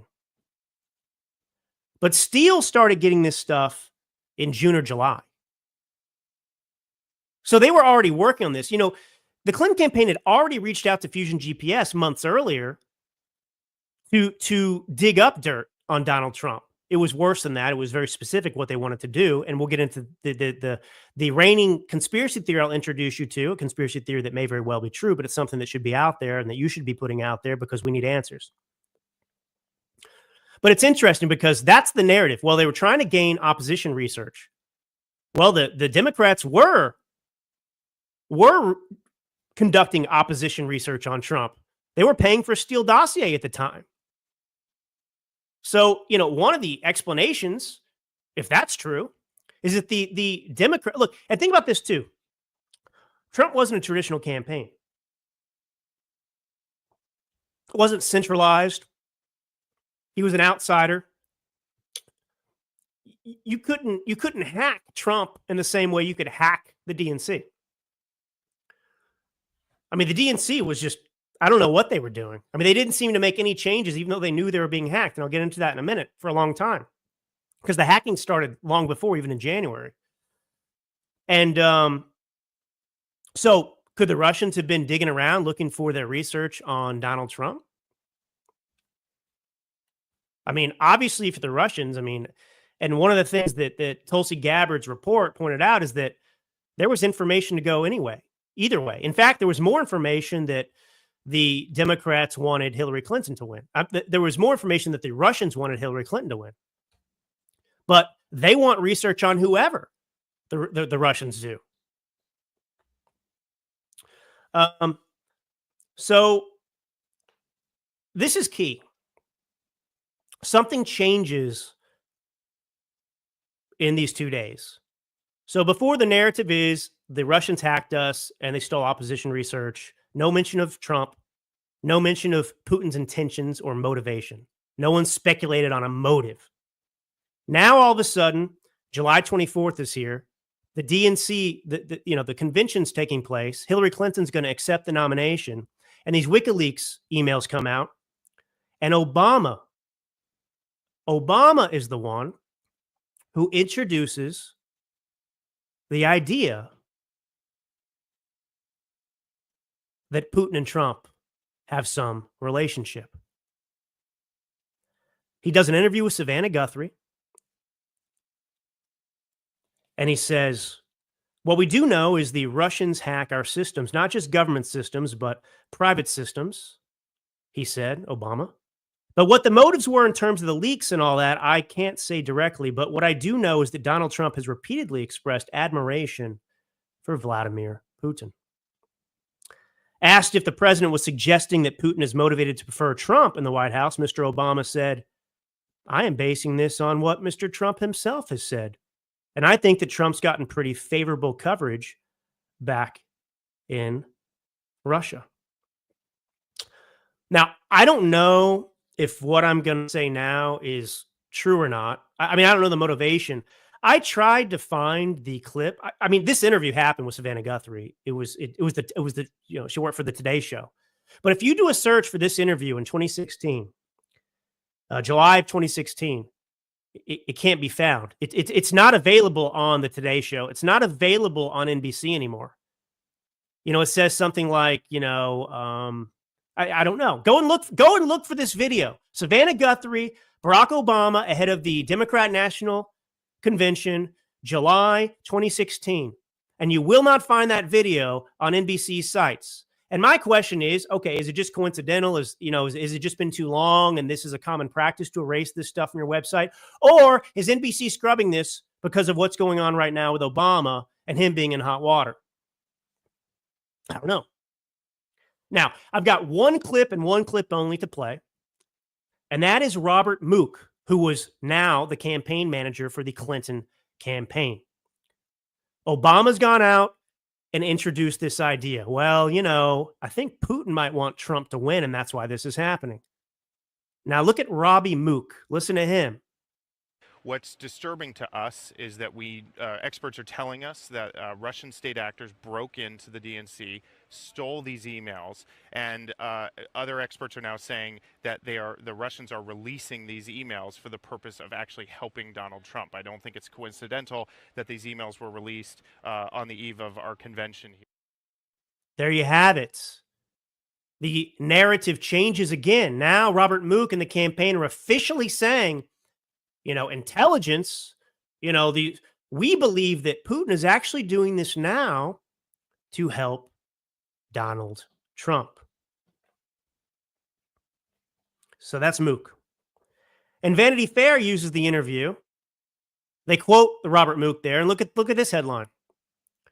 Comrade Trump's alleged Russian ties. So now Trump has Russian ties. Obama comes out. And remember Obama being first, because I'm going to come back to that moment in a second. Because look, there are layers to what's happening here. There are layers that I'm about to peel back, and our minds are going to explode. Our brains are going to explode. And I hope that Gabbard and the rest of the intelligence community and Trump will ask these questions. We'll start to look at this deeper, because this began long before Barack Obama took over and used it as a weapon to try and undermine Trump's first administration. I care as much about Hillary Clinton's role in this as Barack Obama's. I care maybe even more about what took place before Trump became president than after. Certainly as much. And I don't want people to miss this. So that's the narrative from there. And it just gets more and more desperate the closer you get to election day. So it's not that Russians hacked the DNC. It's not even that Putin is interfering in our elections anymore. Now it's that Trump is working with Putin to accomplish it. Trump is somehow directing this. Now here's another critical, I only said it 3 times, piece of information. We learned this years ago, but all this matters. July 26th, 2016. So Obama's out there and he's giving his interview with Savannah Guthrie, right? He's telling her that Putin and Trump may have a thing going here to try and, hurt Hillary Clinton. They're working together. You have Robbie Mook from the campaign come out and finally make a statement applying intent to Putin. And July 26, 2016, conventions happening.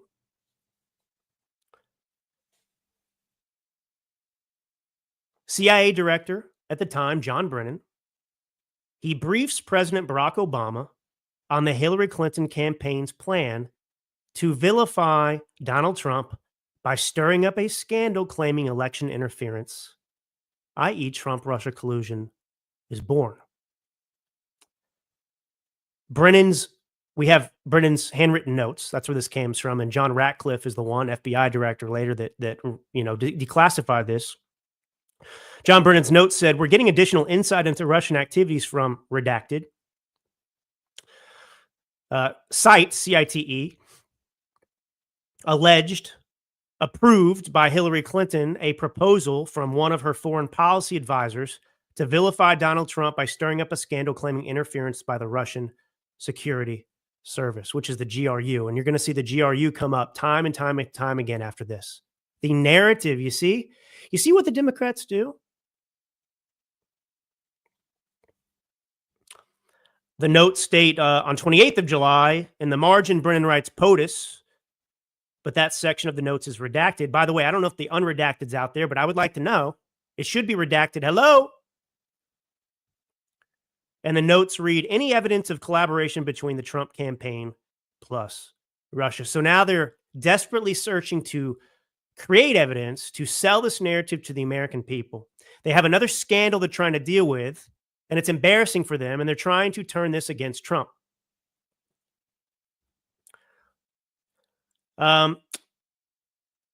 So September 2016, Hillary Clinton goes out, gives a campaign event. She's in Illinois, I believe. And she cites credible reports of Russian interference in U.S. elections. She says, I think it's quite intriguing that this activity has happened around the time Trump became the nominee. And it's been 275 days since since she's sat in front of the press. And now all of a sudden she can't wait to get in front of the press. Now she's got to be in front of the press 24/7 pushing this narrative. Quick timeline, folks. The Democrats, now we know, they need to prove something else. They're claiming that Trump is involved in all this, so they need to tie Trump to Putin. That's key. This falls apart without it. July 31st, 2016. The FBI opened its investigation of possible Trump-Russia collusion.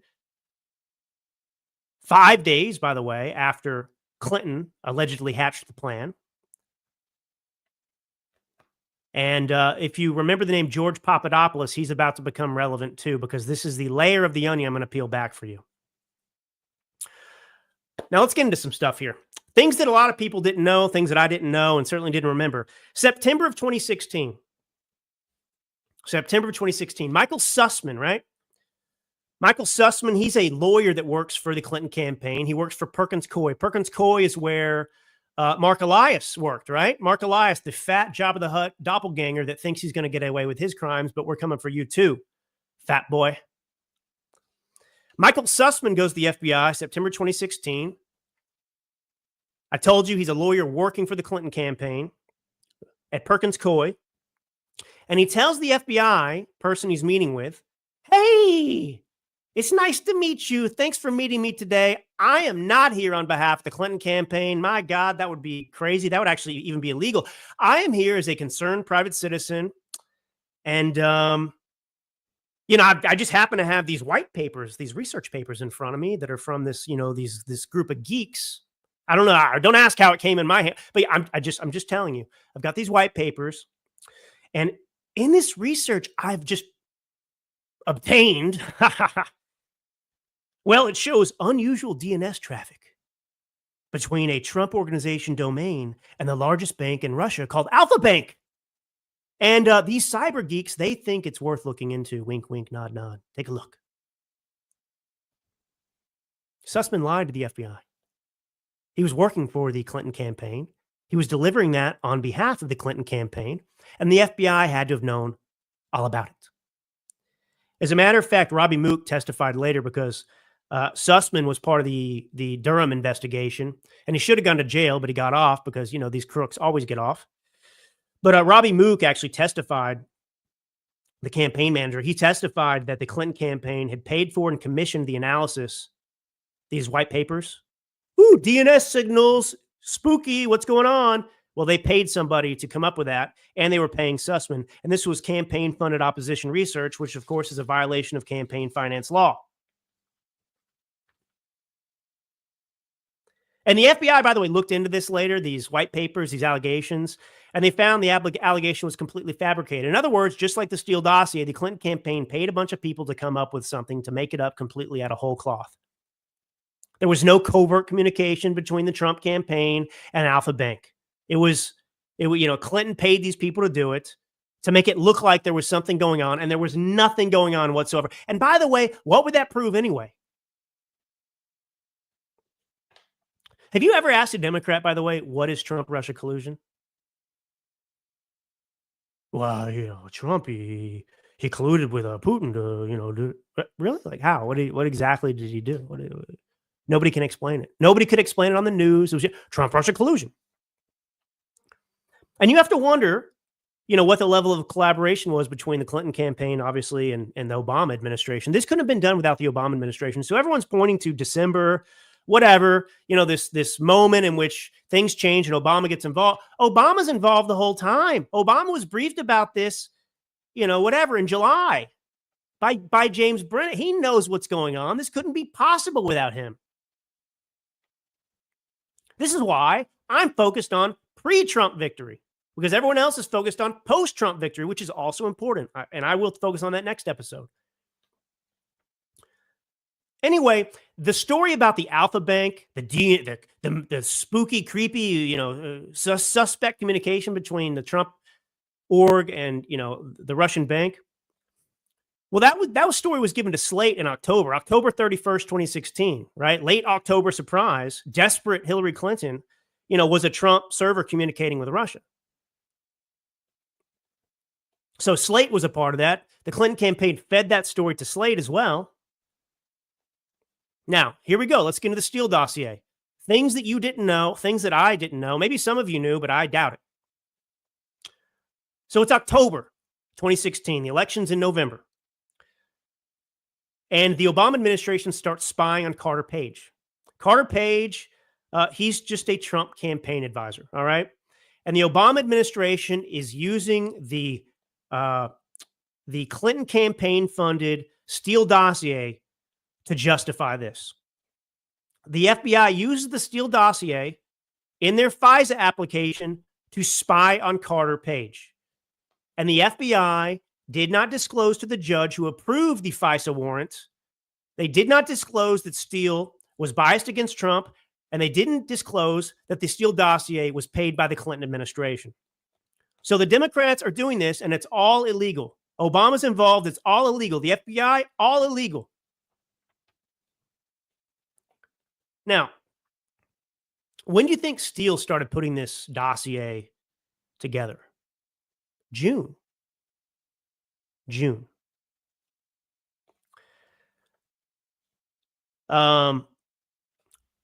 George Papadopoulos. Let's take a break and talk about George Papadopoulos for a minute.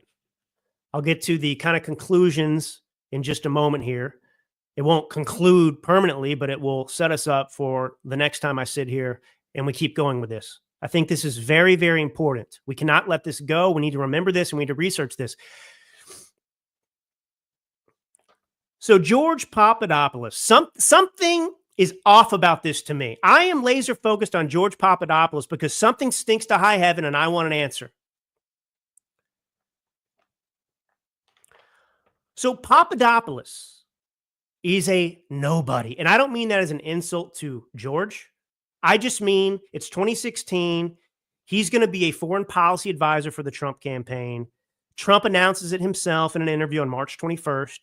But he's a low-level person in the Trump campaign. George is. George lives in London. Papadopoulos lives in London. And he works at this organization. It's a think tank of sorts, I believe. But it's called the London Center of International Law Practice. This is March 2016. We're going back in time now, right? So this think tank he's working for, they send him to this conference in Rome for work. It's a delegation, and they hold these meetings at Link, which I think is a university in Rome, but nonetheless, it's in Rome. It's called Link. This is March 12th, and he already knows he's going to be working for the Trump administration, even though Trump makes the announcement officially on the 21st. He knows by this time. And in Rome at Link, the Rome institution there where this meeting is taking place, he meets a guy named Joseph Mifsud. Joseph Mifsud. Mifsud lives in London. He's a professor there, I believe. And he has a senior role at this same think tank that Papadopoulos is working for. And he and Papadopoulos hit it off in Rome. So they hang out a few times when they get back to London. Mifsud meets Papadopoulos, and he lets Papadopoulos, Mifsud wants Papadopoulos to know that he's a big deal in Russia. They meet this one day, and Mifsud shows up with this young girl, and he tells Papadopoulos that the girl is Vladimir Putin's niece. She wasn't the niece. It was a lie. Why would he do that? It's not true. That wasn't Vladimir Putin's niece, but Mifsud tells Papadopoulos that look, this is. So he's like grooming, and not in the sexual way, but he's like grooming Papadopoulos for something. So hey, this is Putin's. Ooh, that's cool. Wow, this guy knows people. I'm a foreign policy advisor to Donald Trump. I'm big time. I've hit the jackpot here. I'm going to be useful to the Trump administration. These connections I'm making.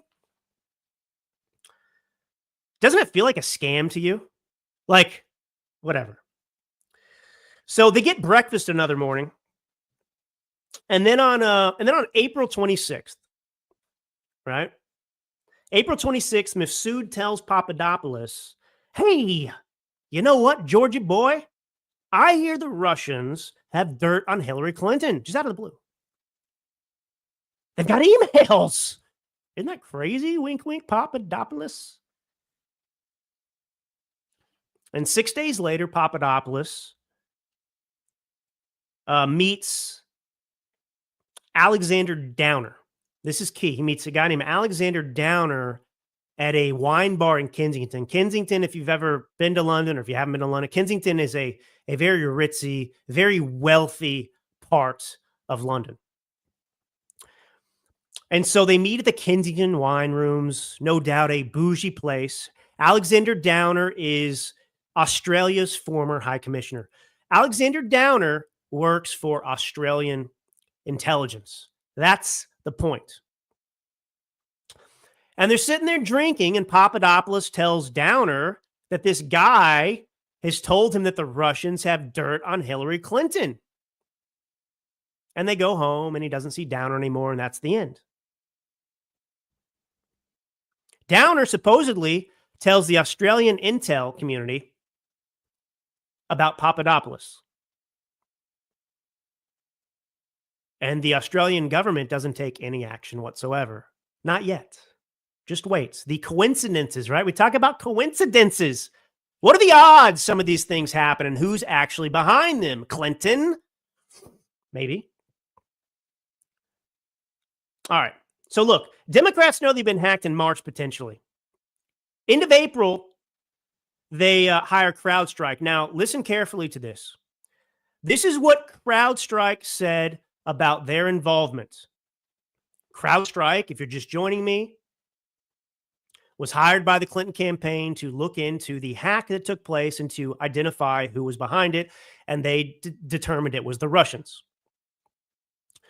So the DNC contacted CrowdStrike to respond to a suspected cyber attack impacting its network. The DNC was first alerted to the hack by the FBI in September 2015, according to testimony by DNC IT contractor Yared Tamim, whatever, blah, blah, blah. And the FBI attributed the breach to the Russian government in September. Are you asking some of the questions I'm asking here? But I thought it's June when the Democrats tell us they've been hacked by the Russians. But wait a second. The FBI knows the Russians hacked the DNC in September 2015. Excuse me? So the DNC knows in September 2015 the Russians have hacked him. That's what the FBI told them. Donald Trump is not the presidential candidate yet. People didn't know that Trump was going to be the nominee for the Republican Party until February. February, we knew it.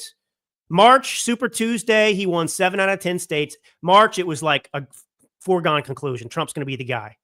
But September 2015, nobody knew Trump had a chance at becoming president. And the FBI tells the DNC, you've been hacked by the Russians. They hire CrowdStrike in April 30th. What's going on here? Just asking questions. So in April 2016, some guy decides to tell Papadopoulos that the Russians have dirt on Clinton. What are the odds of that happening? And then Papadopoulos tells someone who happens to work for Australian intelligence at a wine bar about 6 days later on May 6th that this happened. And this Australian tells his government and they sit on it until July. Why do they sit on it until July? We're coming back to it. The same day, are you ready for this? Coincidence. On the same day that Brennan told Obama about Hillary Clinton's plan to invent this scandal, create this scandal that tied Trump to Putin, on the same day that he briefed Obama, that's the same day that that's the same day that the Australian government contacted Brennan, the FBI, and said, hey, did you hear about this Papadopoulos meeting? And that's what they used to open an FBI investigation into the Trump-Russia collusion. You know what I think? I think that the Clinton campaign hatched this Trump-Russia collusion bullshit, pardon my French, way earlier than they know and we've assumed.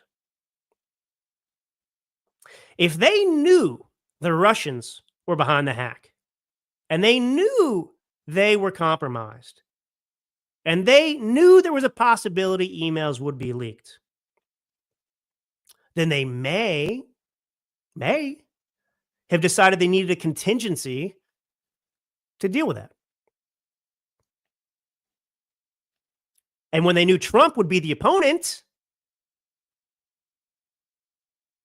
well, let's set George Papadopoulos up. Let's get ready. How do we save ourselves from humiliation? Let's tie it to Trump. He's behind this. And so you can see the escalation of the Trump-Russia collusion hoax.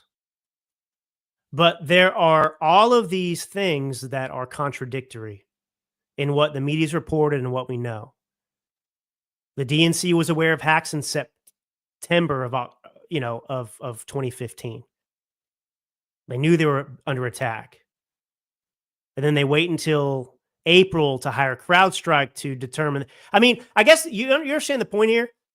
I mean, based on this testimony, they knew that Russians were trying to hack them in September of 2015. So why is it a surprise, 5 months later that the Russians have hacked you? They've been trying to hack you. And so these are the questions we need to get to the bottom of. Obviously, Trump wasn't working with Putin. And that brings me to the Russiagate Explained. Other people are talking about this. I don't want to spend too long because we've already hit an hour here. Over an hour. But, the Obama intelligence that happens post, Trump winning, it was equivalent to the Steele dossier. Obama told the intelligence community, a handful of people, Brennan and so on and so forth, hey, we need to make sure that we tie Donald Trump to Putin. We need to make sure that this assessment concludes that, Putin was working to elect Donald Trump.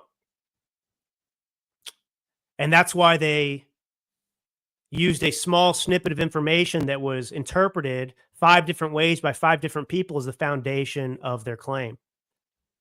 And in this report that I encourage you to read, it's about 45 pages from Tulsi Gabbard.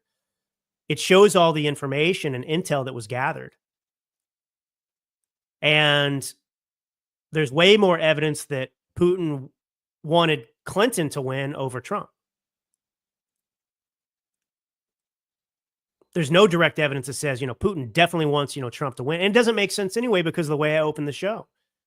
Why would Putin want Trump to win when, Hillary Clinton was already compromised?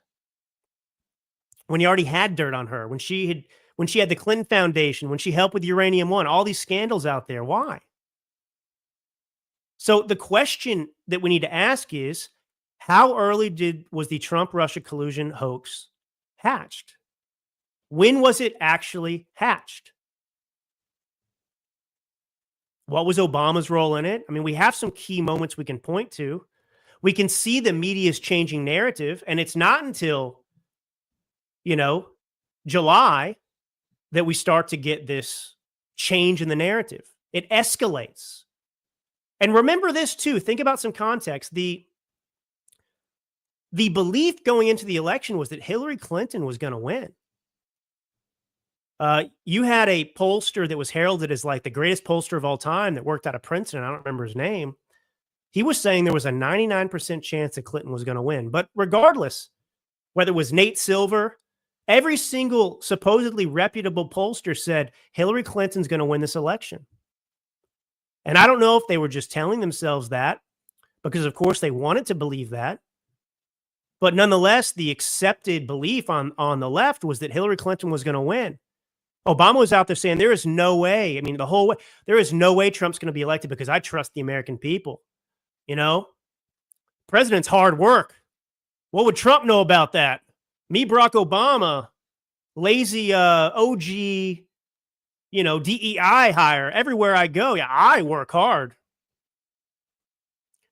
So, these are the questions I have, but that needs to be investigated as well. I mean, I guess it seems to me, if you look at the timelines, the Steele dossier, which was intended to do this, happened earlier than some of these meetings. Let me see if I put this down real quick, and then I'll close. The main thing to me is the Steele dossier, because I did not realize it started so early. Fusion GPS. Hang with me for 1 second. I'm going to pull up my computer and look it up on my notes. But I'm coming.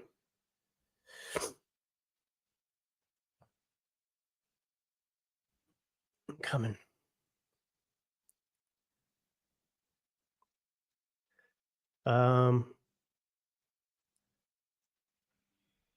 Almost there.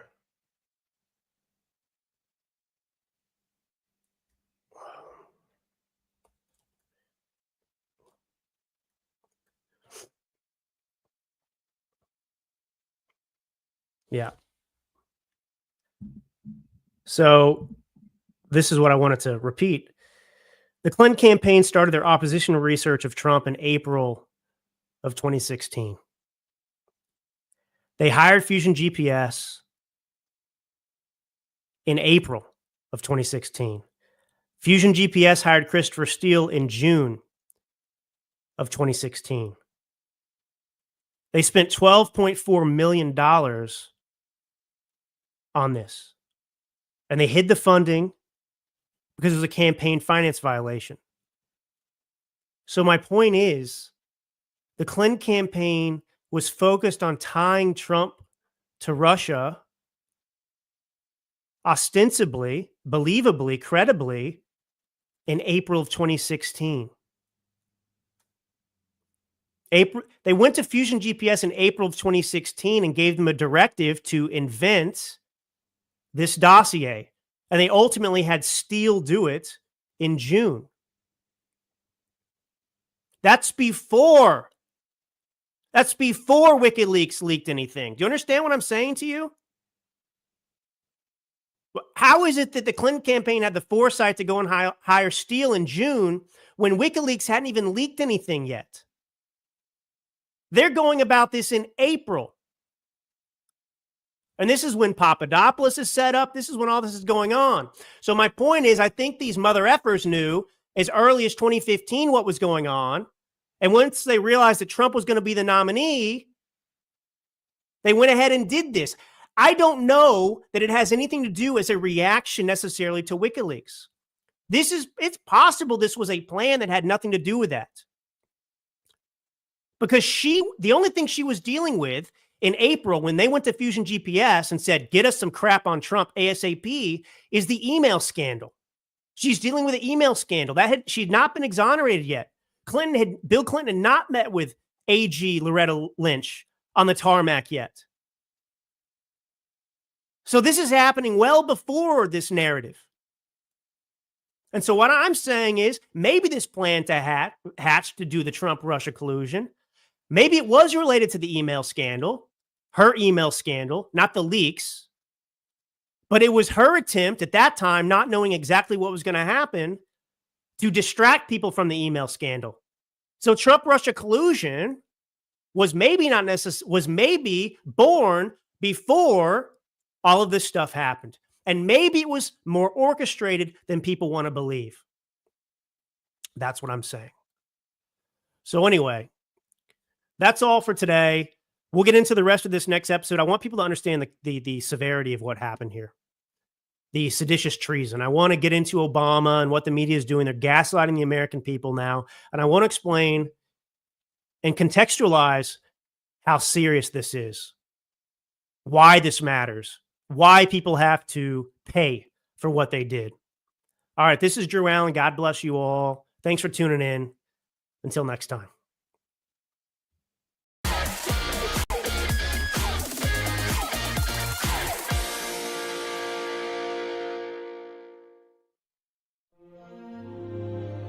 We're about news, commentary, conversations, truth, liberty, and God. We stand for American values and our flag. We believe that the Constitution is a document that fortifies rights already given to us by our Creator. We will not apologize for our love of God and country, ever. We are Right America Media.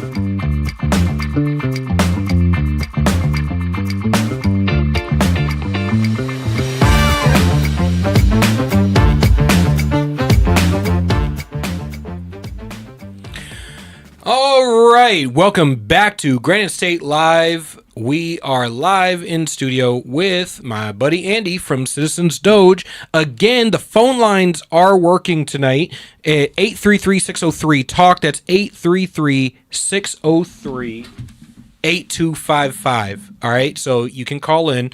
Up next, we're going to be talking, we're going to get into a serious topic, right? So we see everything that's been happening with Jeffrey Epstein around, and we see that the Trump administration has basically said they went from, we're going to give you the files, and here's a bunch of influencers who are going to have the inside track on stuff, right?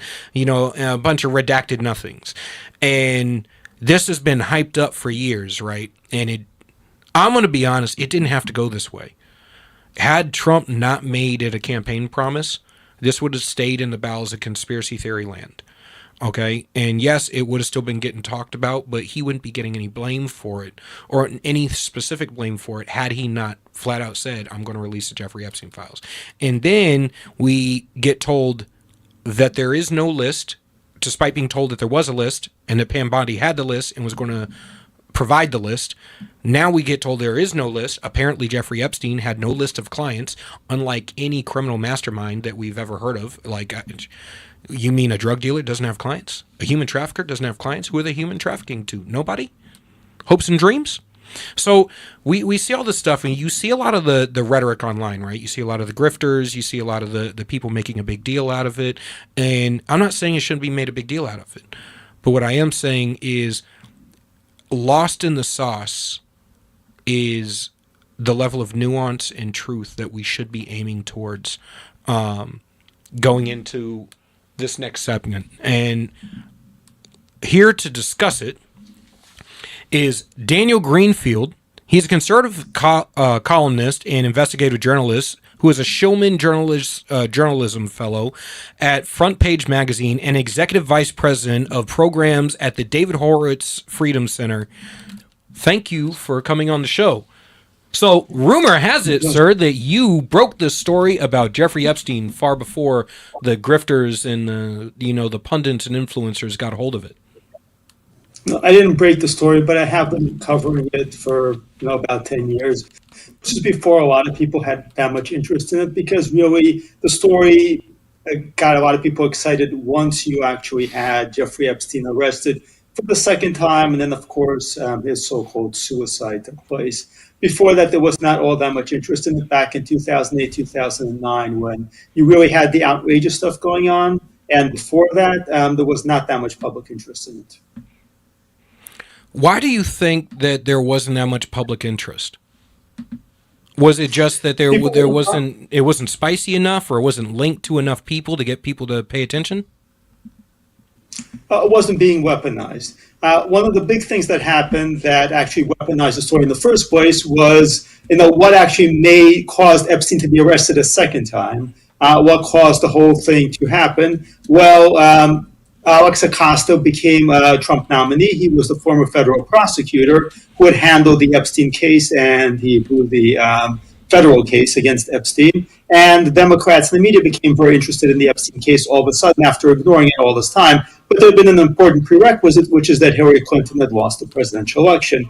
Before Hillary Clinton lost, Epstein could not be talked about because Epstein had close connections to the Clintons. Beyond, obviously, the whole Alita Express thing, Epstein claimed to have helped co-create the Clinton Foundation, or the Clinton Global Initiative, which later becomes the Clinton Foundation. Now, whether or not you believe him or not, and Epstein told a lot of, to exaggerate, it was clear that he had some connections. He was very big in the nonprofit sector. He was good at getting guys like Bill Gates and others connected to financial institutions and to nonprofit funding. So certainly he had some level of involvement. And once the Clintons stopped being on the horizon, the Democrats felt much more comfortable talking about Epstein. And that's really the first time the story became very big.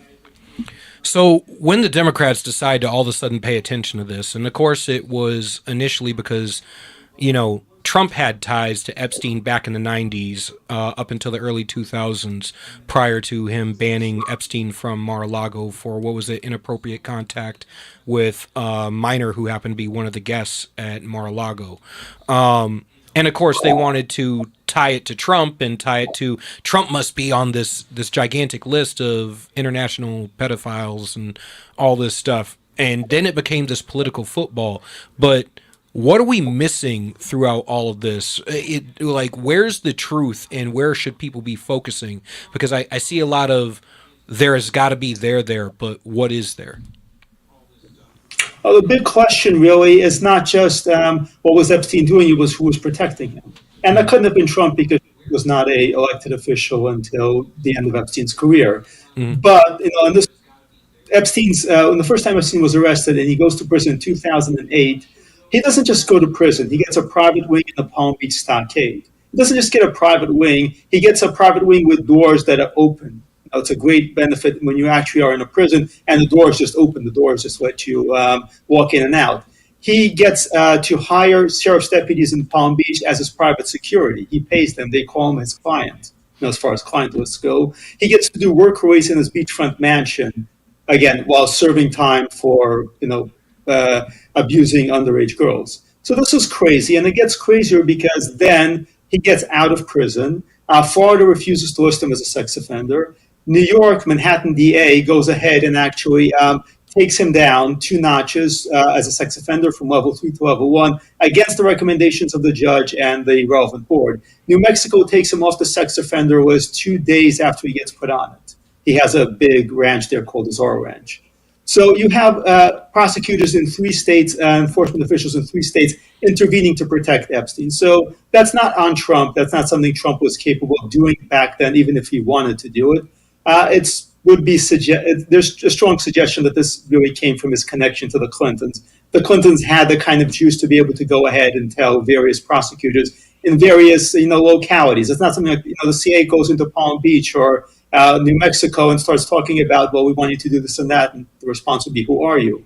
Local prosecutors don't answer to the CIA or the Mossad or M16 or whatever. They do, however, back then answer to the Clintons. And back then, protecting Bill Clinton was a big priority because Hillary Clinton was going to be the next presidential candidate. And before that, she was Secretary of State. So they had to be able to protect Bill Clinton against any particular scandals. And the real scandal there may not even be the underage sex trafficking. That may have been part of a bigger picture, which is the Clinton Foundation was moving huge amounts of money from foreign leaders, from foreign oligarchs, into a potential presidential candidacy. And I think that is really what was more explosive than whatever Epstein was doing with underage girls. So what I see as a common theme with this whole Jeffrey Epstein thing is he seems to be much of a power broker, brokering deals and meetings between heads of industry, celebrities, politicians. I mean, the long list of people who actually flew on his plane and attended his parties, not parties that he attended, but his own specific parties. He had multiple meetings connecting the Clintons and other industry leaders together in order to basically graft a lot of power, influence, and money within the Democrat Party and that Democrat infrastructure. And we see that throughout Hollywood. We see that throughout Florida, throughout New York. We see that all over the place. And what I see getting missed is there's the hyper focus on the sex trafficking, and I think what the average person is really getting so angry about not seeing people getting perp walked in this is that once again these are elites who are obviously a double standard in the justice system where the elites get to walk away with 0 repercussions, 0 transparency, 0 accountability. And I don't necessarily lay that on Trump as I do the people who have been, doing this shit for the past 2 decades with this guy, who have been protecting this guy for the past 2 decades. Because the Clintons do have that kind of juice. Yeah. There's no question that people are outraged, and they should be outraged, because nothing that happened was normal. Nothing what I described was normal. Nothing about his death, supposed suicide, was normal. People are right to think that there is something going on here. But I think it's accompanied by this kind of unrealism where you think that, yes, there are all these powerful people in the government. They were doing all these sorts of things. And there's just evidence sitting here in the box and just waiting for somebody to file Freedom of Information Act or, have somebody in the DOJ just go through it. I recall when had the Clinton investigation of Hillary Clinton's emails, and it concluded with the FBI taking all the hard drives and wiping all the hard drives. Yeah. And you had the Hunter Biden hard drives, laptops in the custody of the FBI. And again, if the FBI had been the only ones to have them in custody, I'm pretty sure they would have disappeared and they would have been wiped. So I had zero expectations going in that any of that information that's still relevant, that's still explosive, would be sitting there. It's been way too long and there've been way too many people. And if that information really was explosive, we really pointed the finger at major donors, at elites, at players, at people like, say, Bill Gates, at people like former presidents, current presidents, anything like that, that information would not just be sitting there. We know that. Well, and see, that's the other thing, is because there were members of the royal family who were implicated in dealings with Jeffrey Epstein. And Prince Andrew doesn't exactly have a clean record when it comes to, sexual escapades. So, and they, despite what people don't, for those who don't seem to understand, the royal family still has quite a bit of diplomatic influence around the world. I mean, they're the last real monarchy. However, I never expected to actually see anything. When I saw Trump make the promise, I was like, yep, this is going to be a political football. Should have kept your mouth shut, because I never expected it to be there. And one of my big criticisms as a conservative myself is I don't believe the FBI or the CIA can actually be rebuilt or fixed when it's 99% populated by leftists at an infrastructural level. As we see polls coming out of D.C. that damn near everybody worked there is not just right, left of center, but polls progressive. I'm like, how are you going to fix an institution that is so far gone that they take pride in the corruption that they're involved in? And I see that as a serious problem, and this is why I never expected to see a lot of the reveals that we're supposed to get out of the FBI or the CIA. And if there is a list, and this is another thing, Pam Bondi saying that there's a list. The reason why people are asking for a list is because you said there was a list. You said you were going to provide the list. You said you had it on your desk. Now, when people ask for the list, now you're gaslighting them and saying, why are you asking about a list? There's no list. Maybe you should have kept your mouth shut and not said it in the first place. You're absolutely right. They should never have been making promises that they should have known they could not keep. They shouldn't have tried the dog and pony show with the influencers. It was absolutely very stupid. And they should have realized that at some point you can't actually just keep teasing people. People are going to actually want something. They're going to want something big. They're not going to want the thin gruel that they're being fed. And they're going to turn on you. They're going to be very angry. And that they're going to be doubly suspicious that you're involved in all of this. If they just come in and said that, well, we don't really have much. We have these files. Some of this we're probably going to have to redact. It's not very impressive. It's not all that exciting. I'm sorry. It was probably destroyed. People would have been upset. Some people would have suspected them. But, there wouldn't have been this kind of backlash. And the backlash in many cases is deserved because, again, they really set themselves up for it. Agreed. Again, this is Daniel Greenfield. He is a conservative columnist and an investigative journalist. He is also an executive vice president of programs at David Horowitz Freedom Center. You need to follow his work and follow a lot of his writings on Jeffrey Epstein and all the stuff that people are missing. Because, once the grifter class gets attached to anything, it's more about clicks, likes, retweets, shares, and subscribership than it is about the truth. From that point. And I'm not saying that there aren't good people asking the right questions, but unfortunately, a lot of people, it's the grift. And I understand why a lot of people are pissed, because I'm just pissed that I keep being gaslighted and told that it's not an issue when you made it an issue. If you make it an issue, now I have a right to say, why did you make it an issue if it's a non-issue? And I wish Trump in this regard would just shut the hell up. Like, I'm not a Trump sycophant. If you don't want people to talk about it, you should probably stop talking about it. But you have a book, sir. Where can people find your book? It's Domestic Enemies, the Founding Fathers Fight Against the Left. It's the history of the early left in American history. And it's at Amazon, Barnes & Noble, bookstores with better taste near you.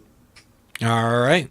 So, in regard to what we're seeing, what do you think is the most destructive thing we're seeing about this narrative regarding Epstein, either from mainstream media or what we're seeing on X among the influencer class and stuff like that? I think what's really destructive is right now there's a ticking clock. There's a limited time for Congress to do anything. In the midterms, we could very well end up with a Democrat House, a Democrat. The Republicans will no longer enjoy a legislative majority, and right now a lot of effort is being squandered and wasted focused on this stuff, which is not going to go anywhere. If the umpteenth hearings actually produce something, I'd be excited, but I've been around long enough. At this point, everybody's been around long enough to know the congressional hearings don't actually accomplish anything. What they do is waste precious time that can actually be focused on achieving the president's agenda, achieving actual real change before the Democrats come in. The one thing that you do, and this is where I agree with Thomas Massey, the one thing that you do get out of a congressional open hearing is the inability for leadership to control what questions are asked, because each member can go ahead and ask their question, and it's almost impossible to filter out all members during a congressional hearing. However, it more often than not becomes a fundraising campaign. And that is my major criticism, is that I find them to be wholly unproductive the majority of the time, because they don't turn out results or anything actionable. And you never see transparency or accountability come out of these, like real transparency. And you never see real accountability come out of any of this. So, I'm sort of, I'm beginning to just not care at this point. I don't think I'm going to see a lot. I don't think I'm going to see anything productive, and I am worried about the midterms. And the reason I'm worried about the midterms is because I see a lot of the rhetoric becoming counterproductive, and I saw Trump gain a lot of votes that the GOP never would have gotten with any other candidate. And I don't see us building up the infrastructure to capitalize on those new voting demographics with young men, Hispanic men, black men, with younger generations. I see us making the mistake of thinking that we can just lackadaisically walk into 2026 when Trump is not at the top of the ticket to help all these votes rise. And there hasn't been much of a plan to actually conserve these votes, to actually service these demographics, to actually show them there's a reason you voted for us. Now we're giving you something. We're doing something for you. That has not really happened in a meaningful way. And that's a major problem because, yes, there is this major split between the general Republican demographic and the Trump demographic. And I don't think the two have ever meshed very well. And right now, a lot of people mistook this groundswell of support. In many cases, it was really a vote against all the things that the Biden administration has been doing, the general sense that a lot of young men have been kicked in the teeth, and that they were actually willing to look at some sort of other option. But it doesn't mean that you can just take them for granted. I completely agree. I've often said that there is. I ran for office back in the 2022 cycle. I've worked in politics on campaigns and as a consultant, as a political strategist. And one of the things that I have consistently said through my trips back and forth to DC is that there is an entire class of people who are surfers. They ride whatever wave they can ride to get into office. They will say whatever they need to say to get the seat that they want to be in. And as soon as it is no longer convenient to ride that wave, they will hop off and ride the next wave. And right coming into the midterms, especially if Trump does not keep a decent majority, you're going to see I'd say 60% of the people who rode the Trump train to get into office, they are going to jump off that wave as soon as possible. And all of a sudden, Trump is going to become persona non grata because a lot of the stuff that he ran on is contradictory to the machine that operates within the Beltway of people who have this universalist needing to legislate everything from the top down mentality. Absolutely. You've got it. He's going to get it from both sides. He's already getting it from both sides. There are the old school Republicans, and there's some people who want to be more MAGA than Trump, and there are people who generally are grifters and like to stir things up. And we're heading for a perfect storm because we're now looking at a divided party going into the midterms. The Democrats are more likely to become a united party at this point. And when you have a united going up against divided, united tends to win. That's the big thing. We say it a lot on this show. My co-host says it all the time.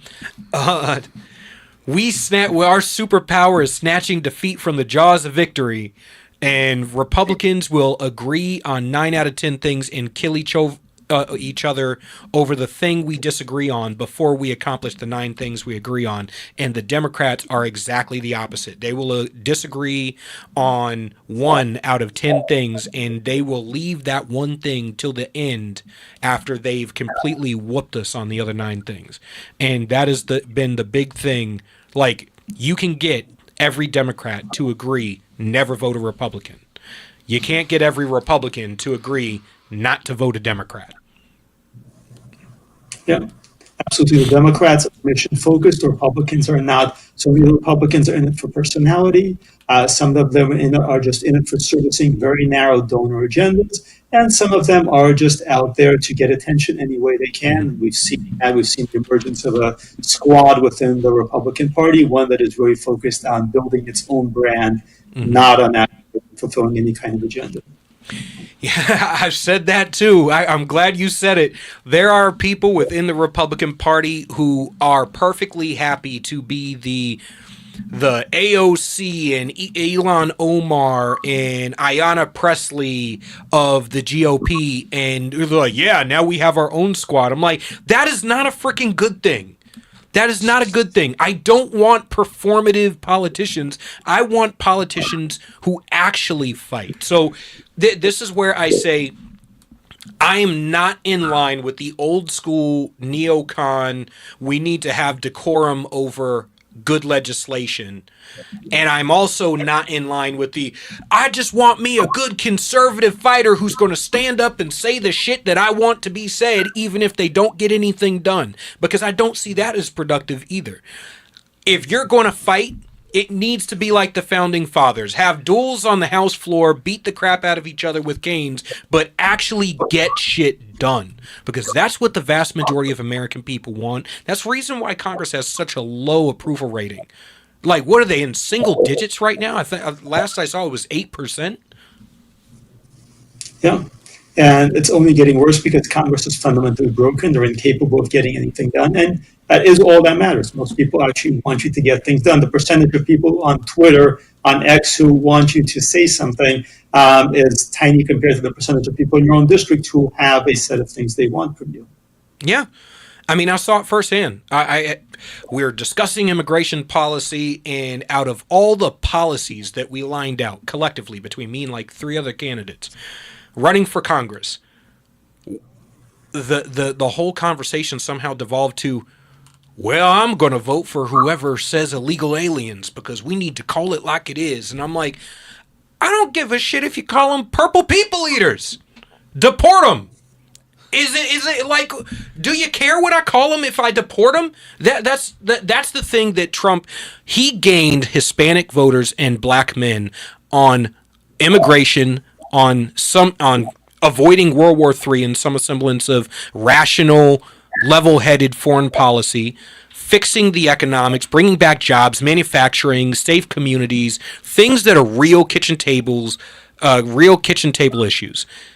And to his credit for shutting down the border, stopping illegal entries and stuff like that, I'm sorry, I don't see Obama-level deportations yet, and I need to see Obama-level deportations. I want to see millions. I don't care if you got to load them in catapults and kick them over back over the wall like a Acme rocket or something, like Wile E. Coyote. But something needs to give. It's got to give, right? It is. It's absolutely urgent. And we keep saying over and over again that for the moment, Democrats have been able to obstruct policy after policy after policy. And as long as they actually make it this much more difficult, virtue signaling alone is not going to fix that. You actually have to perform. Would you? I've long had this premise that when Democrats come to the table, so you have 2 options when you want to negotiate something, right? You either both come to the table in good faith with, here's something that we think you'll accept, and you offer something you think we'll accept, and then we haggle from there over the fine line details. Or you come to the table in bad faith, which means you come with 100% of what you want, and I come with 100% of what I want, and then we beat each other down until we come to a compromise there. The Democrats come to the table in bad faith with 100% of what they want all the time, and we come to the table with what we think they'll accept, and then they beat us back from there. So we get 40% of what they want, or 40% of what we want, and they get 60% of what we want. We wonder why the progressive machine continues to go forward election cycle after election cycle, no matter who happens to be in office. Yeah, well, Republicans tend to have a lot of explanations for why they can't do things. Democrats really have explanations for why they can't do things. They have a plan to get things done anyway, anyhow, any way they can do it. If they can't do it one way, they'll do it another way. They'll do it through a back door. One of the things that's happening now is this fight over what's considered a federal public benefit, and it harkens back to Bill Clinton. Bill Clinton agreed to a Republican proposal to actually get immigrants off welfare. But what he went ahead was he then went ahead and reclassified a whole bunch of welfare as not being a federal public benefit. So they always find a way to get things done. Republicans find excuses for not getting things done because they don't really want to get things done in many cases. In other cases, they've had all this experience, and what their experience has taught them is how they can not get things done. How they can find excuses for not getting things done, how nothing gets done anyway. They have a lot of stories about how nothing really gets done anyway. And once you have people with a lot of stories about how nothing gets done, well, you need to replace them with people who actually believe in getting things done. I'm glad you said it right there. We got Daniel Greenfield giving us the scoop on everything inside DC and the Jeffrey Epstein files, the stuff you really should be paying attention to. Go buy his book, Domestic Enemies. Please support authors and the guests we have on this show. They are giving you the knowledge you desperately need outside the griftery machine we see so prevalent online and in DC and the Beltway. And up next, we have Dan Nash coming on. See you after the break. Thank you for coming on, sir. Thank you.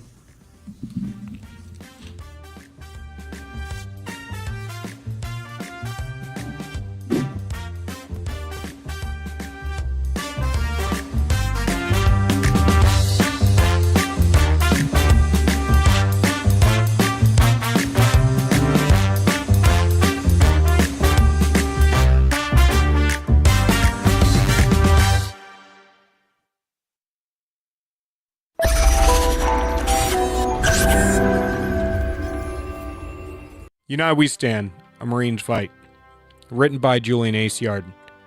I wrote this book to decipher through the tumultuous political dialogue and political gangbanging we see on both sides of the aisle between politicians, activists, influencers, and pundits, and get down to brass tacks solutions in order to save our republic. Again, United We Stand, A Marine's Fight, written by Julian Aciard. You can purchase the book on Amazon, Kindle, and Barnes & Noble. Would you rather spend time with family and friends in the pool or at the barbecue rather than landscaping your yard? Well, Augusta Lawn Care is here to help you with all of your landscaping needs. Proudly serving southern New Hampshire, we handle everything. Weekly mowing, spring and fall cleanups, bush trimming, mulch installs, lawn treatments, aeration, dethatching, and even snow plowing and salting when the dreaded winter hits. Call Augusta Lawn Care today and let your yard be the best looking yard on the block. Call 603-331-4768. Augusta Lawn Care, locally owned, professionally done.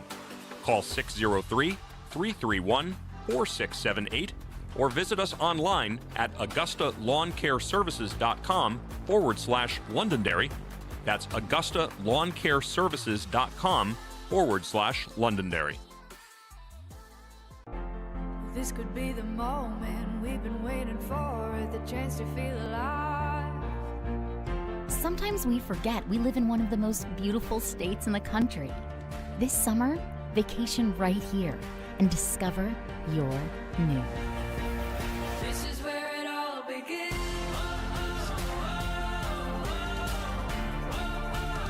This is where it all begins.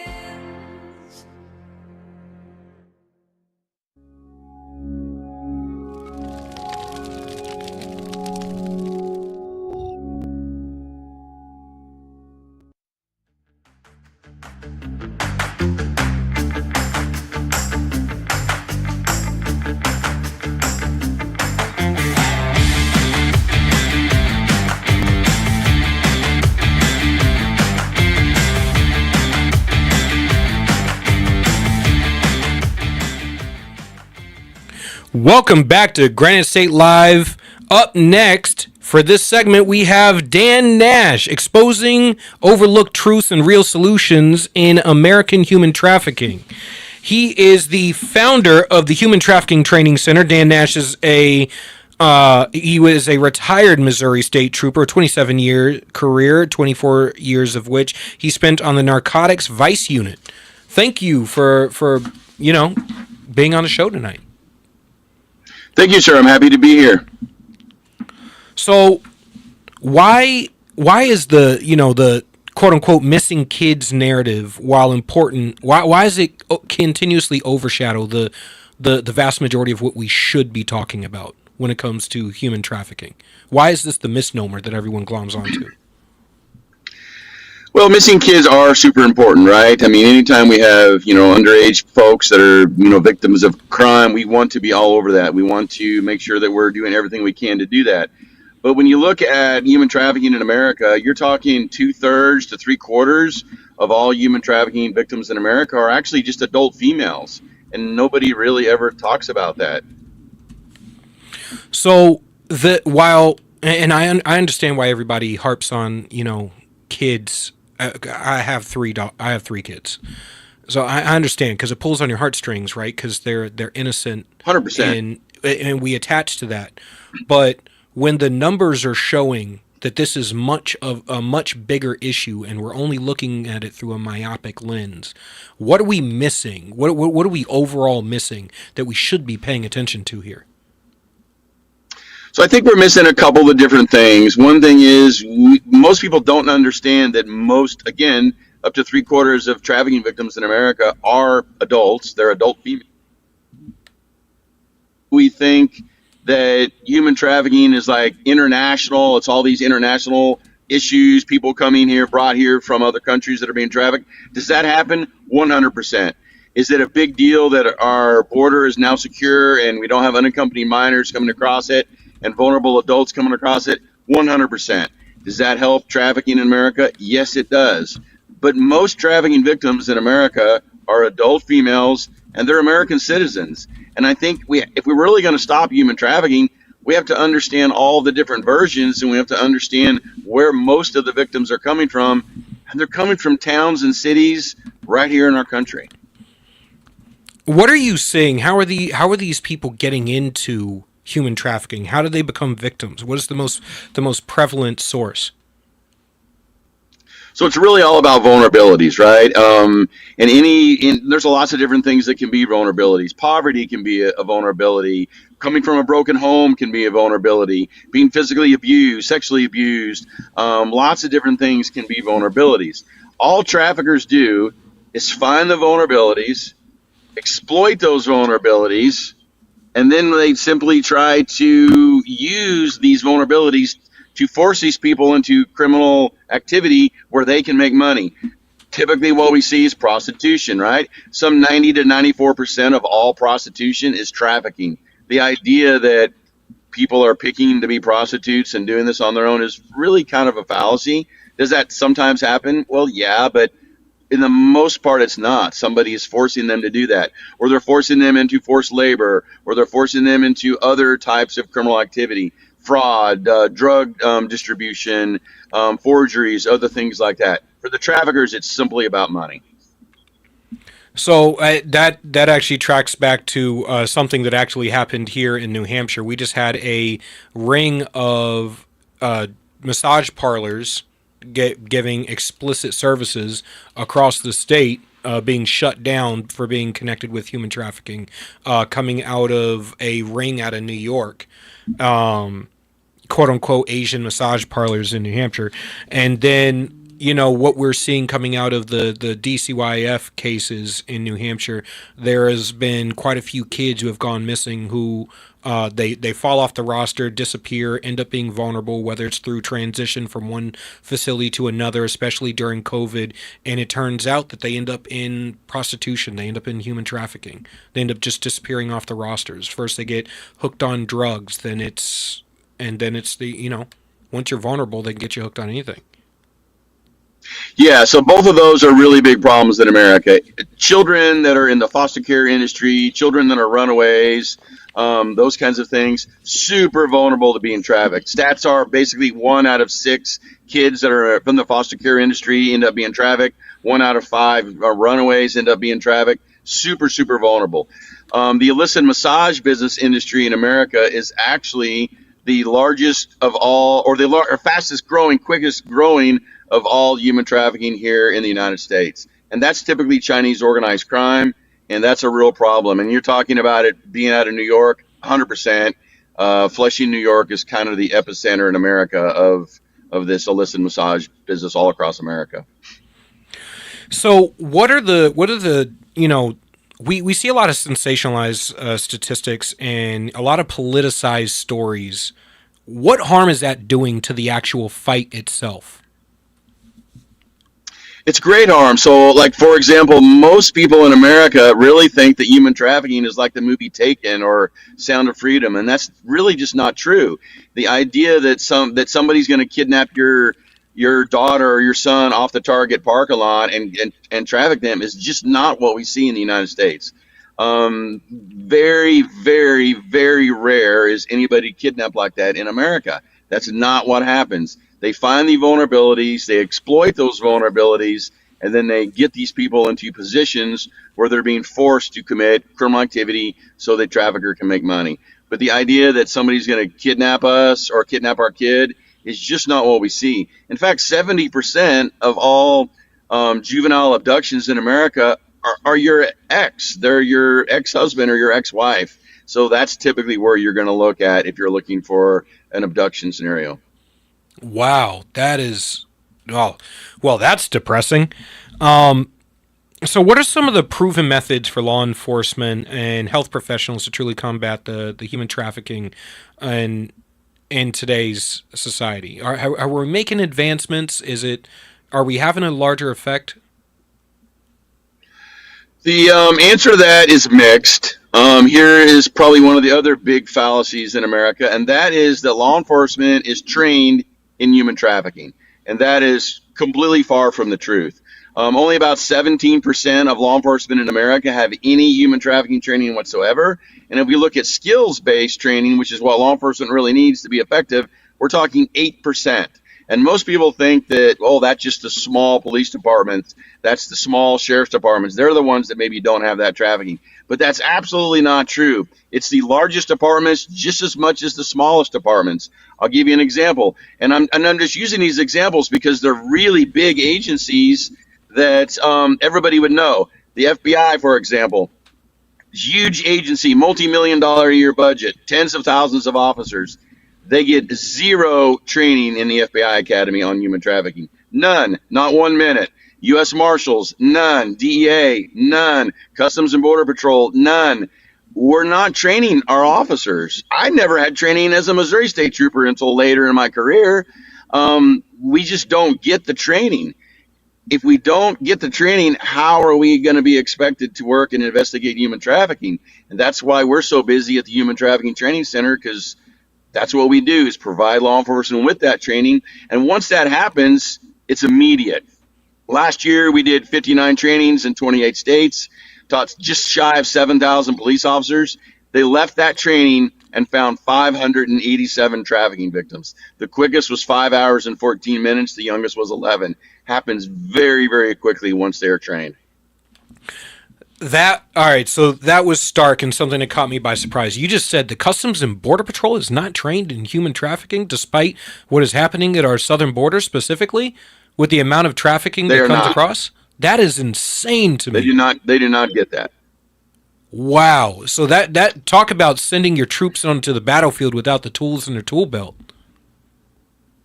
Yeah, and it's like I said, it's federal agencies, it's state police agencies, it's large agencies, it's small agencies, it's medium-sized agencies. It's across the board. We are just not trained in human trafficking. And to me, it's kind of like looking for a drunk driver. How do you expect the police to arrest a drunk driver if they don't know what a drunk driver looks like driving down the road, and they don't know how to handle a drunk driver once they stop that drunk driver, right? You're not going to arrest drunk drivers. It's the same with trafficking. If they don't know what to do, they won't get anything accomplished. I got to say, the other surprise that came out of that, when you said that I am no fan of the FBI, and I have never been a fan of the FBI as a ridiculously politically corrupt organization throughout their entire history. However, they're supposed to be dealing with interstate crime.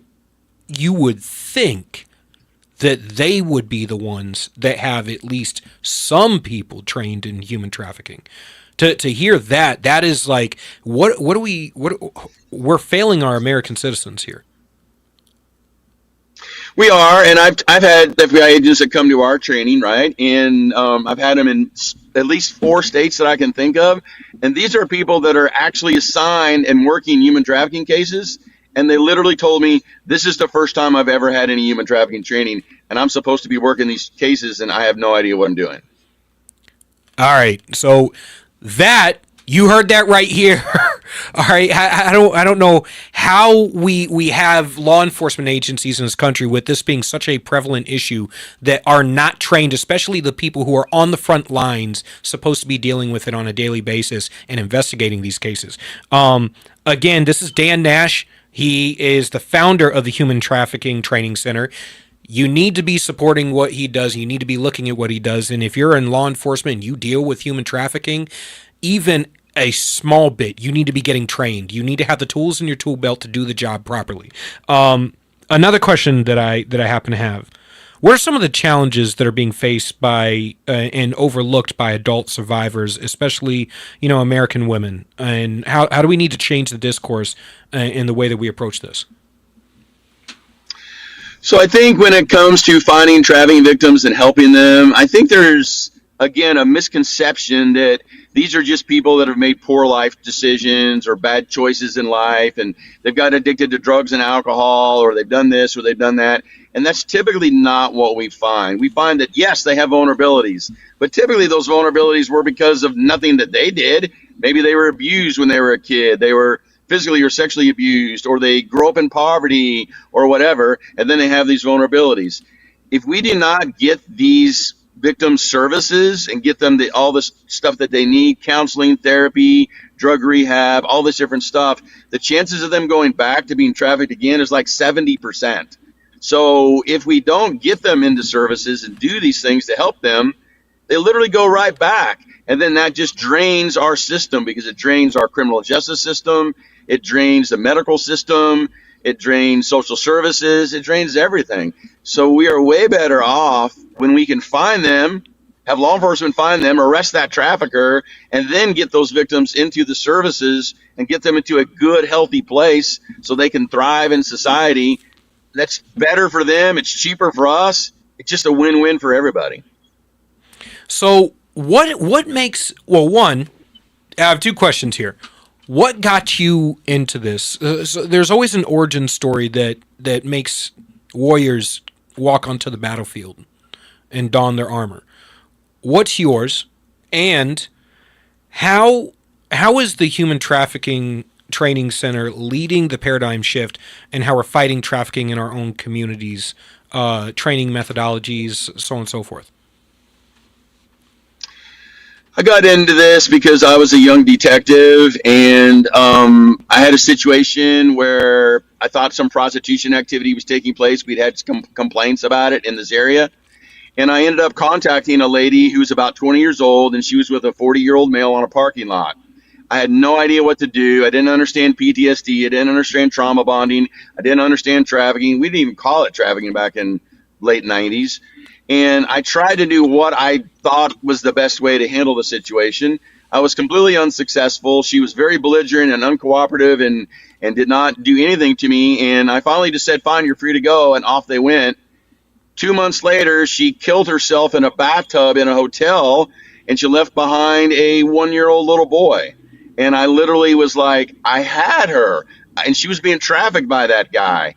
But I literally had her in the palm of my hand. I did not know what to do. I did not help her. I did not do anything. And my agency's motto was service and protection. And I'm like, I didn't serve her, and I sure as hell didn't protect her. So I was like, we've got to do something different, because I never wanted to look myself in the mirror again and think I let somebody down like that again. So it became kind of a mission for me to figure this stuff out. And literally after 10 or 12 years of failure after failure after failure after failure, I finally started figuring a few things out here and a few things out there, and eventually I ended up here trying to teach other law enforcement officers so that they don't have to go through the failures and the stuff that I went through. Wow. Can you explain? You created this special victims methodology. Can you explain that?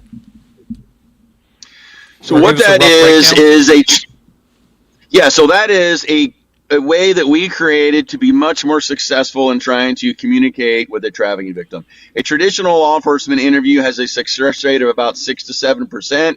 Very few of these victims are going to disclose that they're being trafficked. That's just not what they do. It's just reality. So after we've been trying to do that for 50 years. So literally for years and years and years, I was like, there's got to be a different way to do this. There's got to be a more successful way to do this.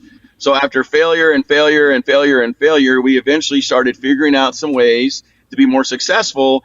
And now we've been able to come up with the special victims methodology, which is what we teach law enforcement today all across America. I taught it today in Baton Rouge, Louisiana.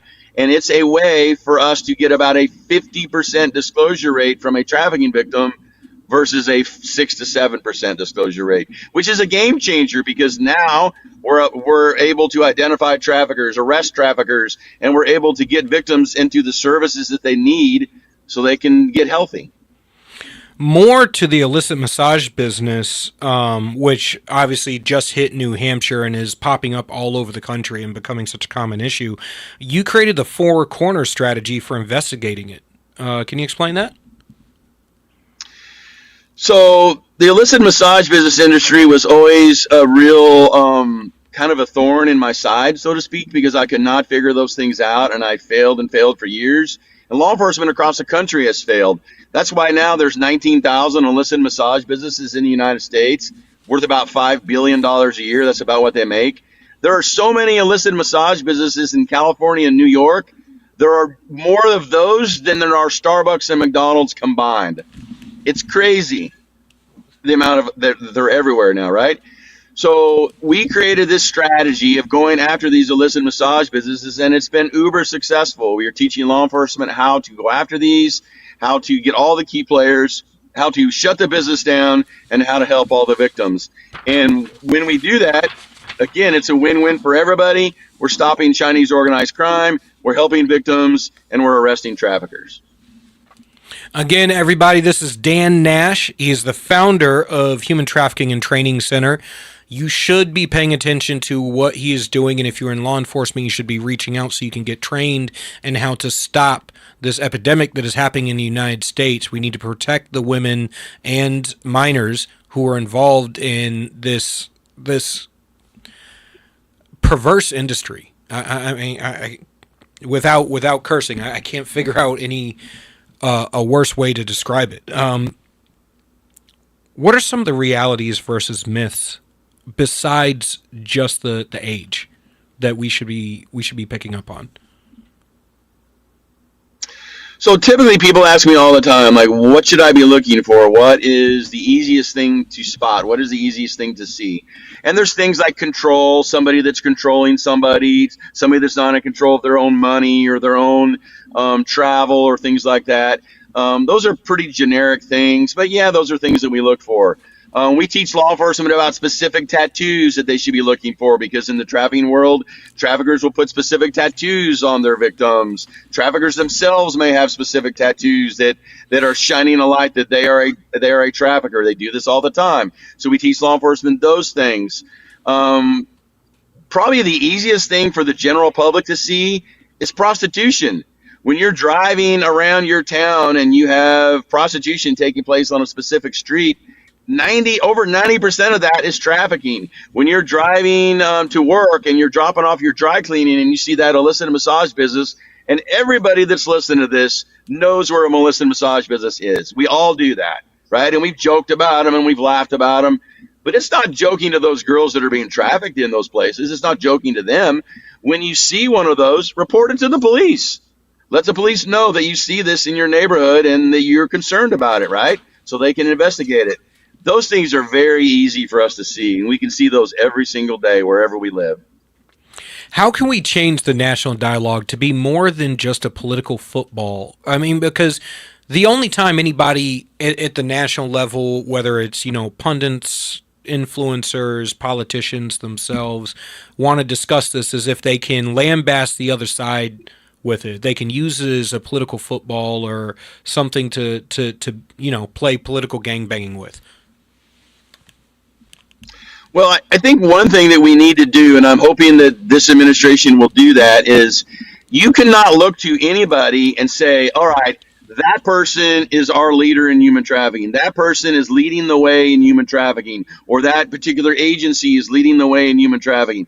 That's not the way it is. Everybody's kind of working in their own little silos. You have certain states or certain departments that are doing way better than others. Other states and other departments aren't doing anything. But as a national, across the United States program or initiative, we don't have anything like that. Everybody's just kind of like on their own, doing their own thing. We have no national leadership that we can look to and say, that is our human trafficking czar. That is the person that's leading the way. We have nothing like that in America. So that's something that I didn't know, and that's incredibly concerning, but I can't say it's a surprise based on what you told me about the Border Patrol and the FBI. But and from a military tactic, you have generals, you have commanders, you have your majors, your colonels, so on and so forth. You have your chain of command. You have your missions coming from above, and then you have small unit leadership executing the mission. If you do not have somebody who is directing the mission from the top and coalescing some sort of interagency communication so everybody's working together and seems to be on the same page of trying to solve this, how are we ever going to see measurable difference in the human trafficking in the United States? I agree, and I get calls weekly from governor's offices, from attorney general's offices, from different people across the country going, man, we need to be doing something about this. What should we be doing, right? We need training. We need this. We need that. But we still don't have that person that's leading the way that's doing this. I mean, I'm traveling all across the country trying to do my part, but we don't have that leadership of somebody saying, okay, this is our plan, and this is what we're going to do, and we're going to get results from this, because it's results. If we're just going to get lip service, then I'm not really interested. I want to see results. That's why our training issues results, right? I want to see that. And when we do that, then I think that is when we will finally start turning the corner on human trafficking. It's the second largest criminal enterprise in the world. Only drug trafficking makes more money right now than human trafficking, and it's gaining on drug trafficking. Some estimates are within 20 years it will pass drug trafficking. We need to get on this now. All right, well, there you have it, Trump administration. You need to get on the ball, and I would suggest contacting Dan Nash, the founder of the Human Trafficking Training Center, and possibly making him your human trafficking czar so we can actually crack down on this, seeing as you're the professional who's actually going out there training and creating the methodologies to capture this and actually protect these young women and children who are involved in this. I don't see anybody else more qualified to take the position. So, Trump, if you want to solve this, this is your guy for the job. How about making a phone call? Thank you so much for coming on. As depressing as this topic is, my mind is blown at what we've learned this segment. Tell people where they can contact you and how they can support your work, please. You can contact us at our website, which is humantraffickingtrainingcenter.com. Altogether, humantraffickingtrainingcenter.com. From there, you can see where our trainings are. You can see how you can support us. You can contact me directly from there, and we would love to hear from you. All right. Thank you, sir. Thank you for coming on, and I would like to have you come back on soon because I don't think this is a problem that's going to be going away anytime soon. That's the end of the segment. Up next, we're going to have another fantastic guest for you. We have Salvador Litvik, a Jewish comedian who is going to be he's going to have us laughing. I'm ready. I'm wearing a diaper, so if I pee myself laughing right now, I don't embarrass myself on air. Come up next after the break. We'll see you in a minute.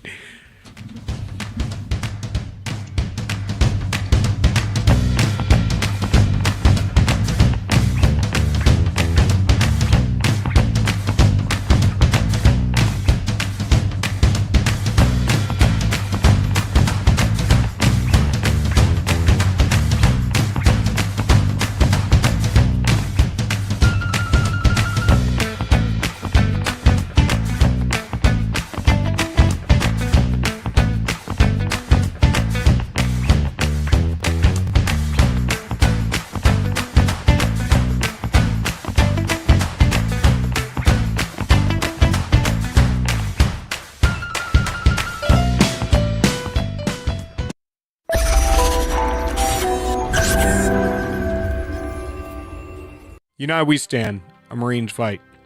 Written by Julian Aceyard. I wrote this book to decipher through the tumultuous political dialogue and political gangbanging we see on both sides of the aisle between politicians, activists, influencers, and pundits, and get down to brass tacks solutions in order to save our republic. Again, United We Stand, A Marine's Fight, written by Julian Aceyard. You can purchase the book on Amazon, Kindle, and Barnes & Noble.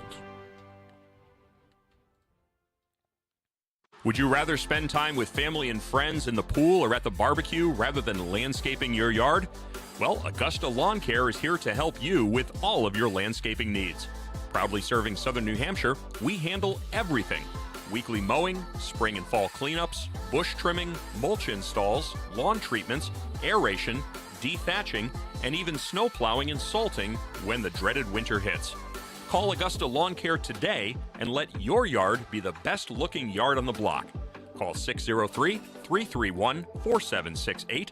Augusta Lawn Care, locally owned, professionally done. Call 603-331-4678 or visit us online at AugustaLawnCareServices.com/Londonderry. That's AugustaLawnCareServices.com/Londonderry.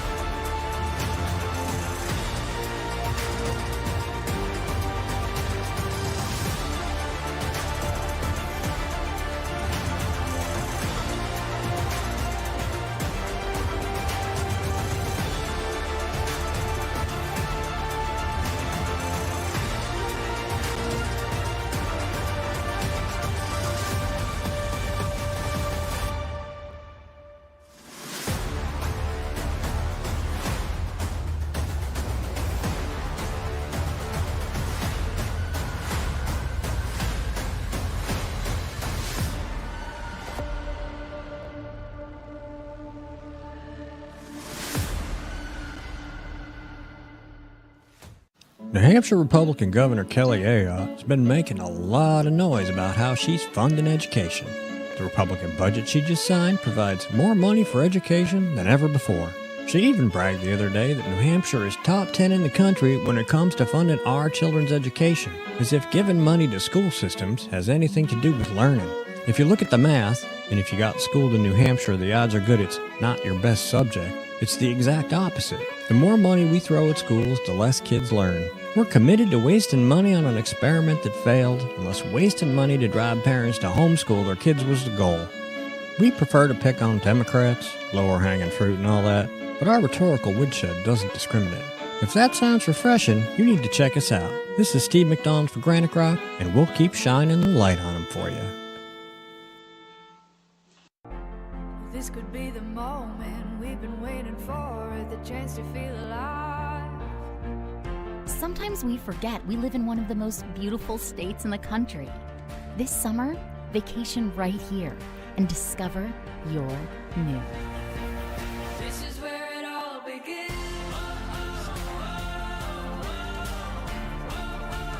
This is where it all begins.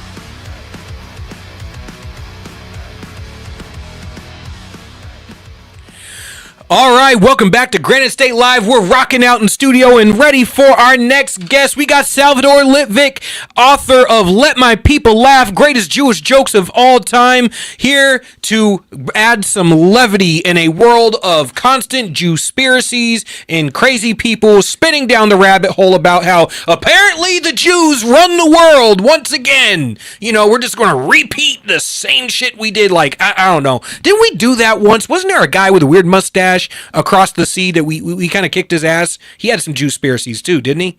Yeah. Yes, he did. Thank you for coming on the show, sir. Good to be with you. Thanks for having me. So you have Guns N' Moses, a new film spotlighting Jews and Second Amendment rights and rising anti-Semitism.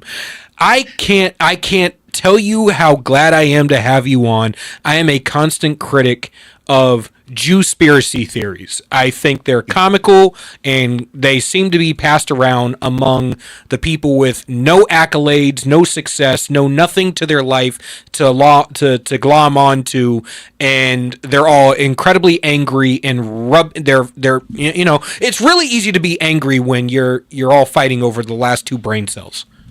Exactly. It's a story as old as the hills, looking for a scapegoat for all their problems. And in every generation, they have a new story about why the Jews are bad. Either we keep to ourselves, and so that's the problem, or we're trying to enter the culture, and that's the problem. We don't have enough money. We have too much money. We don't have enough power. We have too much power. And what's amazing is how many intelligent people, otherwise intelligent people, are so easily manipulated with these lies. I mean, one of the funniest things of all is to call Israel a colonizer. Anybody who has ever looked at a map of the Middle East can see how ridiculous that story is. Israel's a tiny sliver of a country surrounded by 47 countries that have been colonized by radical political Islam.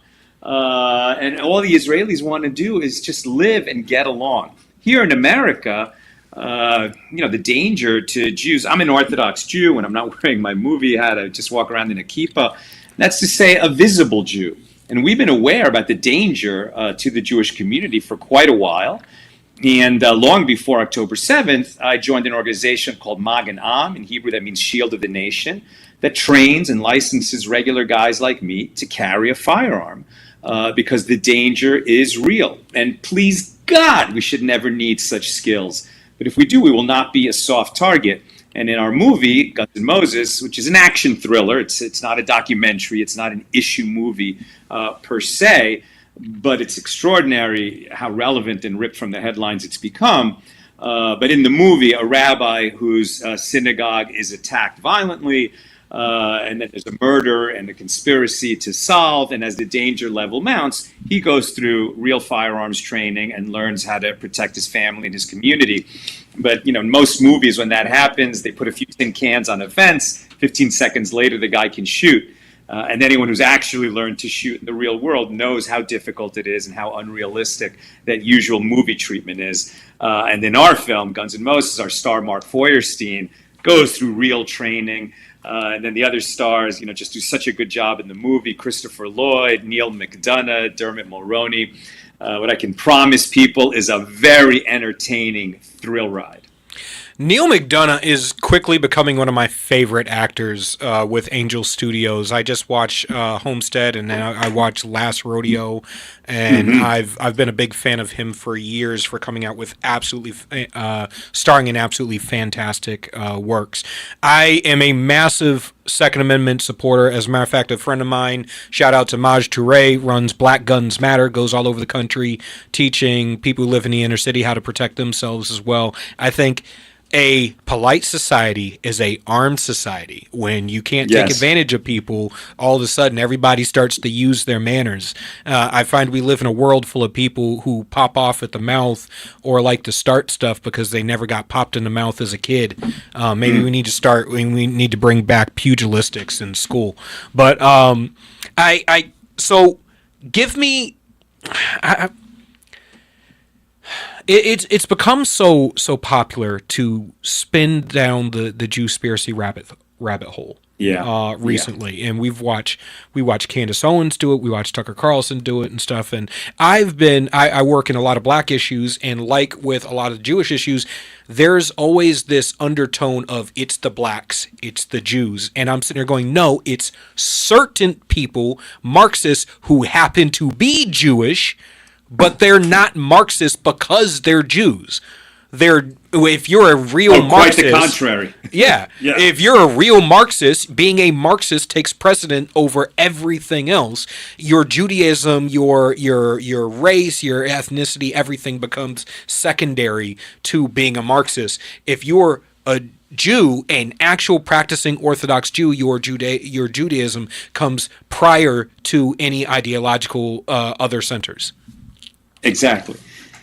And I think Jews and Christians, while we disagree on certain fundamental ideas, we have so much more in common with each other that we prize the Judeo-Christian values that this country was founded on. And those are eternal values. They're not subject to the whim of every passing decade and every generation where they have the new cause du jour. The people who are backing, globalize the Intifada and Queers for Palestine crowd, et cetera, they're not thinking through what it is that they're saying and who they're backing. I mean, these terrorists who are hell-bent on murdering Jews because they don't think that Israel should exist at all. It's ridiculous. But if you don't stand for something, you'll fall for anything. It's an old saying. And so, yes, these people will fall into these thought patterns that often have the scapegoat. I mean, this guy in New York City, the Democrat candidate for mayor, Mamdani, this is a disaster brewing. I can only pray to God that this guy's not going to get elected, because this would be so bad for the Big Apple, such a great city. But this guy will ruin everything. I mean, he's already talking about how he's going to spend other people's money until there's no money, and then he's going to have to consolidate control. I mean, it's the classic story of a communist: promise everything, and then when you can't deliver anything, just kill all your opponents. I don't know how far it's going to go. A mayor of New York is not going to kill opponents, I don't think. But the story makes no sense that he's telling. And I do want to say it. I just said it for the Jews. So for people who are questioning my intellectual consistency, yes, Mamdani is a Marxist first. He is an Islamist second. That doesn't mean he cannot make them work in tandem. It just means ideologically one comes before the other. And that goes for the guy in Minneapolis who's running for mayor as well, Fryer, who I believe just won his primary and he's getting the Democratic nod. I don't understand why this is something that people want in the United States. Have we not watched enough Marxist societies collapse around the world to understand how, one, repugnant to the Constitution this ideology is, two, how overtly destructive of everything socially, infrastructurally, and economically within a country that it literally destroys the soul. Every time it's been tried. Every time it's been tried. They make all these promises and everyone's going to be equal. And then, lo and behold, some are more equal than others. The ones who join the party and get the handouts. And it's really it's always a power grab. It always becomes a power grab. And as for, these colleges and how crazy they've become, the anti-Semitism is just one example. But it's a bought and paid for phenomenon. That this money that's come in from various sources, but especially from Mideast money, where a big part of the Arab studies departments and the intersectional philosophy that takes root in the college is going to be speaking against the Jews, that's for sure. But it's also just speaking against America. I mean, parents are paying $100,000 a year for their kid to go to this allegedly elite institution to learn that America sucks. America's bad. America's going in the wrong direction. America is racist. America is sexist. And it's so demoralizing to the young generation of this country. And that's by design. To demoralize the young people of a country weakens that country and enables these foreign sources of money to acquire more power, in the international scene at the expense of American strength. I am I'm an equal opportunity excoriator, and I always make well done. I always make the preface that you can have valid criticisms of Bibi Netanyahu and his foreign policy. You can have valid criticism of the Israeli government and how it operates. You can have valid criticism of the American government. I spend all damn day criticizing the American government. Politicians like across the aisle, but on my own side of the aisle, I don't care if you're wrong, you're wrong. If you're right, you're right. And I'm willing to give credit to anybody who gets anything right. And the problem that I always see is it starts out with a little bit of valid criticism. and a little bit of truth. You can criticize the influence of AIPAC, but it does not mean that Jews are running the United States. The reason AIPAC has the outsized influence that it does is because a lot of Republicans, evangelical Republicans, see kinship with Jews. Yeah. Because we are Zionists. Much of the evangelical right are Zionists, which means we do believe in the homeland. We do believe in the Holy Land. So it's less that AIPAC has the ability to wield so much money and more that there is an ideological agreement that is happening here. And that doesn't mean that Jews are running everything and are secretly plotting to take over the world, but it means that you can't offhand can make the conclusion that everybody's interests are conspiratorial. Not 15 million Jews are not in on a giant conspiracy. That's for sure. And if we are, we're not doing a very good job of running things because it's not going so well for us. No, I mean, exactly. Why would a conspiracy theory ever work? Because there's some truth in it, because there's some kernel of truth to build around. But then when you start laying on the lies, the thing can spin out of control in so many directions, and it does. And it does. You have I gotta remind people, he's got a book. Aside of the jokes, aside of everything, he's got a book. Let My People Laugh, the greatest Jewish jokes of all time. All right, so because you're a comedian, you got to lay a few on us, because we were just talking at the beginning of the show about how American comedy, cinema, and music has just gone the way of the wayside, and we're not allowed to laugh anymore. So I'm wearing my adult diaper. I'm ready for it. Go ahead. Well, here's one. A rabbi and a Hindu priest and a politician. They're buddies. They go hiking. They're planning to, stay in some kind of a camping shelter, but they get lost. Night is falling. What are we going to do? They see a farmhouse. They go, they knock on the door. They ask if they can spend the night. The farmer says, it's no problem, but my guest room is quite small. It has 2 beds. One of you is going to have to sleep in the barn. The Hindu priest says, it's no problem. I will take the barn. The rabbi and the politician are settling down for the night, and then there's a knock on the door. It's the Hindu priest, and he says, my brothers, I'm sorry. There's a cow in the barn. I can't sleep beside this holy animal. The rabbi says, guys, no problem. I'll take the barn. The Hindu priest and the politician are settling down for the night. There's a knock on the door. It's the rabbi. He says, there's a pig in the barn. I can't sleep beside the filthy animal. The politician says, let it be remembered that I sacrificed my comfort for the greater good. And off he goes to the barn. The rabbi and the Hindu priest are settling down for the evening. There's a knock on the door. They open it. It's the cow and the pig.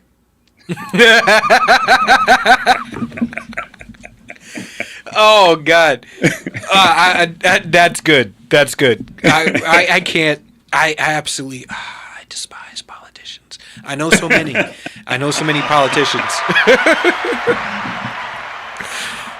I know so many politicians, but you know what? I'm absolutely sure that cows and pigs will feel grieved by having to spend a night with a politician. I mean, shit. What is it? Politicians are ranked below lawyers and just above lawyers and used car salesmen as the least trustworthy job in America. I would say weathermen should also be up there. Okay.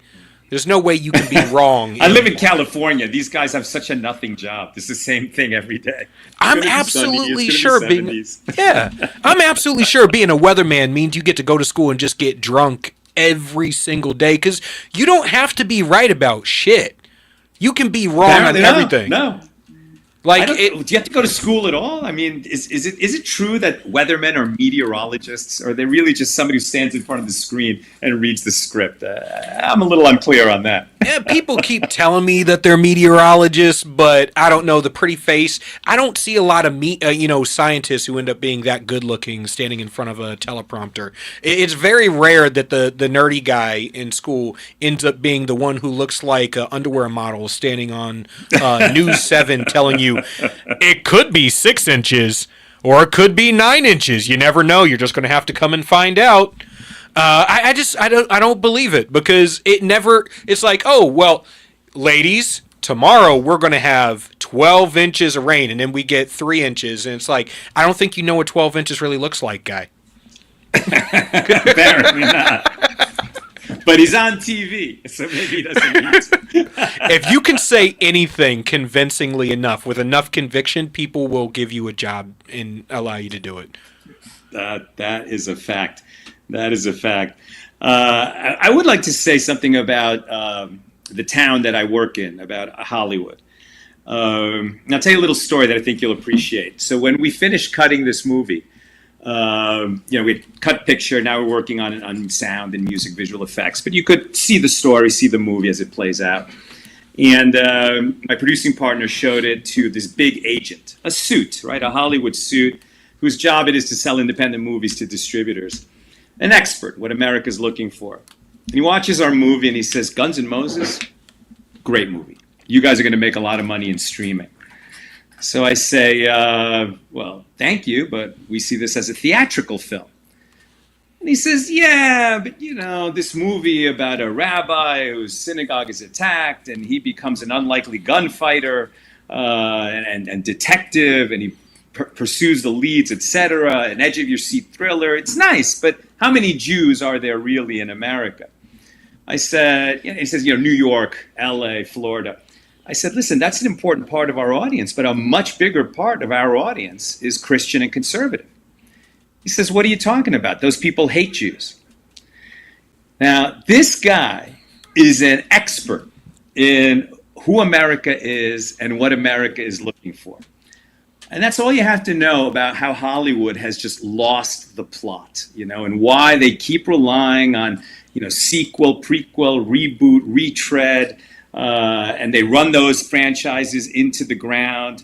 And even the big successful movies that you hear are making a lot of money, they spent so much more money in marketing that they just expect to lose every time a movie's in the theaters, and they hope to make it up in streaming because they've lost connection with who America is and what America is and what they're looking for. As far as Christians and conservatives hating Jews, I know this guy's wrong. I know he's a liar.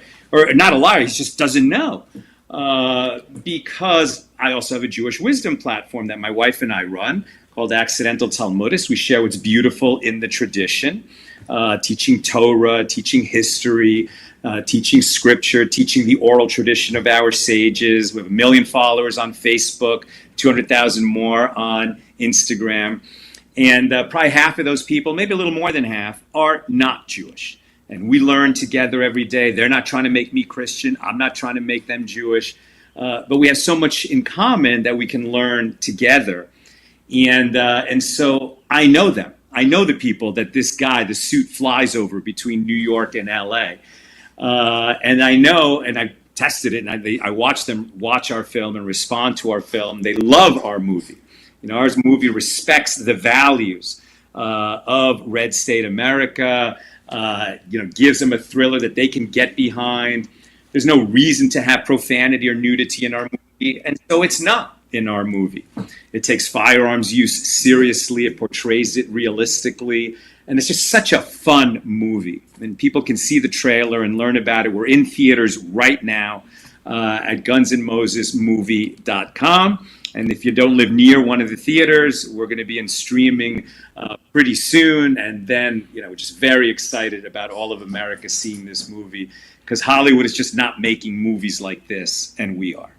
I'm glad that you are, because everything that comes out of Hollywood these days sucks. More to Hollywood being off the, completely off the thread. Democrats are melting down after comedian Stephen Colbert gets fired. And I'm wondering, it's like, did they just discover that half the country hates Democrats? I don't think that they're discovering that the half the country hates Democrats. I think they're discovering that Stephen Colbert isn't funny. Woke kills comedy. When you're told what you can laugh at and what you can't laugh at, who you can make fun of and who you can't make fun of. I mean, remember how Howard Stern used to be? I mean, there was nobody he wasn't going to point the finger at and ridicule. Same with Saturday Night Live, the way it used to be. Yep. But now it's all pre-approved narratives. And, I mean, they say that it's not because of this merger that they want to get approved, etc. And I think it's not. I think that they pay this guy a fortune. They're not getting the viewership because America is just like, you guys are not funny. Why should I stay up late and watch your show? And somebody who's like just such a different treatment of the late night hour, this Greg Gutfeld, he's doing something completely different, you know? And while he's certainly on Fox News and has conservative values, he laughs at Trump all the time. You know, and so I think that what's going to end up happening on CBS and NBC, they're going to get rid of all these expensive guys in their late shows, and they're going to bring in someone young, someone different, someone funny. I think we're actually at a great time in history, an inflection point, where at the end of the day, these companies need to make money, and they can only, you know, kiss butt at the cocktail parties where they want to be accepted by having the pre-approved virtue signaling attitudes for so long before, you know, they just get fired for running the company into the ground, and something new will come along. And so it's an exciting time where I think there's going to be better entertainment on the horizon. You know, maybe it's just me, but I think I'm holding out because I know he's been blackballed, but Ricky Gervais, I mean, when he hosted the Oscars, that was the best, like, 15 minutes. It absolutely slaughtered. Watching the faces drop as they're all, oh, yay, as they end up being the butt of the joke. You see the joke in the best... He skewered them. It was hilarious. The beauty of it was he would start off every joke with that solid thread where everyone's laughing and everyone's clapping and joking, and then it goes to that dark place, and then they're like, oh, I'm the butt of the joke. Damn. I absolutely love that. That was pure comedy. And it's sad because, as we were discussing at the beginning of the show, the only, like, we don't have in my generation any real comics that are out there doing the politically incorrect thing, willing to say the stuff no one's willing to say. I mean, the only comics out there, and a lot of the ones who I thought were the politically incorrect, who were willing to say all the stuff you're not supposed to say out loud, are going woke too. Like Bill Burr was the guy who'd say whatever he wanted, and then he's starting to go woke, and I'm like, dude, don't be one of those guys.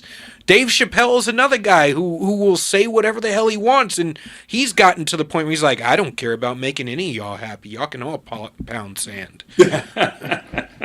I don't agree with everything Chappelle says, but I'll be the first to admit he's freaking funny. Yeah. Like, and that's what I'm looking for. And he doesn't give a crap what people think. Yeah. God bless him for that. That's what I'm looking for in a comedian. Like, I want to laugh. I want to enjoy my time. I want the art form to continue. I'm so glad you're doing what you're doing. I'm so glad you're making movies. And, you know, as a big supporter of Second Amendment, everybody should get out there and should support Salvador's work. Again, that's Salvador Litvik, author of Let My People Laugh, the greatest Jewish jokes of all time. And bestseller on Amazon. Bestseller on Amazon. See, there you go. Sir. And new The Guns and Moses film. Okay, this is an action thriller. You should get out there. It's John Wick for Jews. Let's get it done. All right, let's get it done. Thank you for having me. Hey, thank you for coming on.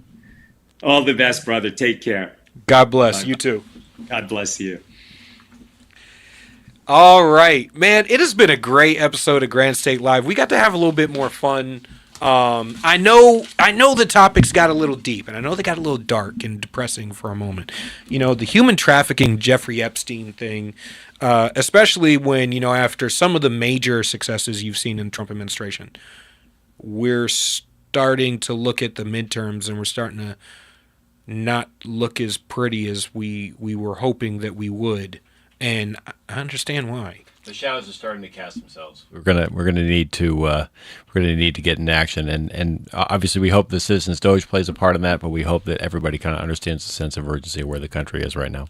I completely agree. We're going to have Scott Brown on. We're going to have Chris Bright. We're going to have as many of the federal guests or federal candidates on to discuss their races, and hopefully we'll have some of the mayoral candidates and Senate candidates, so on and so forth, because I think, and you know what, I'm open to having on Kelly Ayotte and anybody who's willing to try and fight for freedom and liberty, and I don't have to agree with you 100% of the time, as long as we're firing in the same direction, as long as we can come together on the things that matter, like let's work together.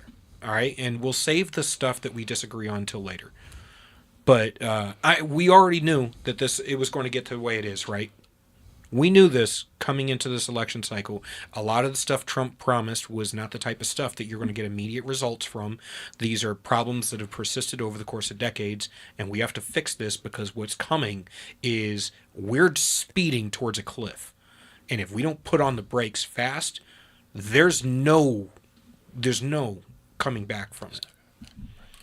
So, sorry to end on such a sad note, but I hope you get activated. Contact Citizens Doge, help them out with everything. Get activated in your local community, because if you're not getting activated in your local community, you are a burden to the U.S. society. Yes, I'm putting it on you. It's your fault. The world is failing. It's your fault. Okay? Benjamin Franklin said, "It's Republic if you can keep it. Get off your ass." Now, tune back into Grant State Live next week. We will hopefully have Keith Hansen back in studio. Up next is Shadow Band. Get all of your content from RAMTV at RAMTV.com. You can find Blue Collar Intellectual Podcast, Drew Allen Show, Shadow Band, and Grant State Live there. You can get all of your episodes on all social media. You can find Citizens Doge on all. We're about news, commentary, conversations, truth, liberty, and God. We stand for American values and our flag. We believe that the Constitution is a document that fortifies rights already given to us by our Creator. We will not apologize for our love of God and country, ever. We are Right America Media.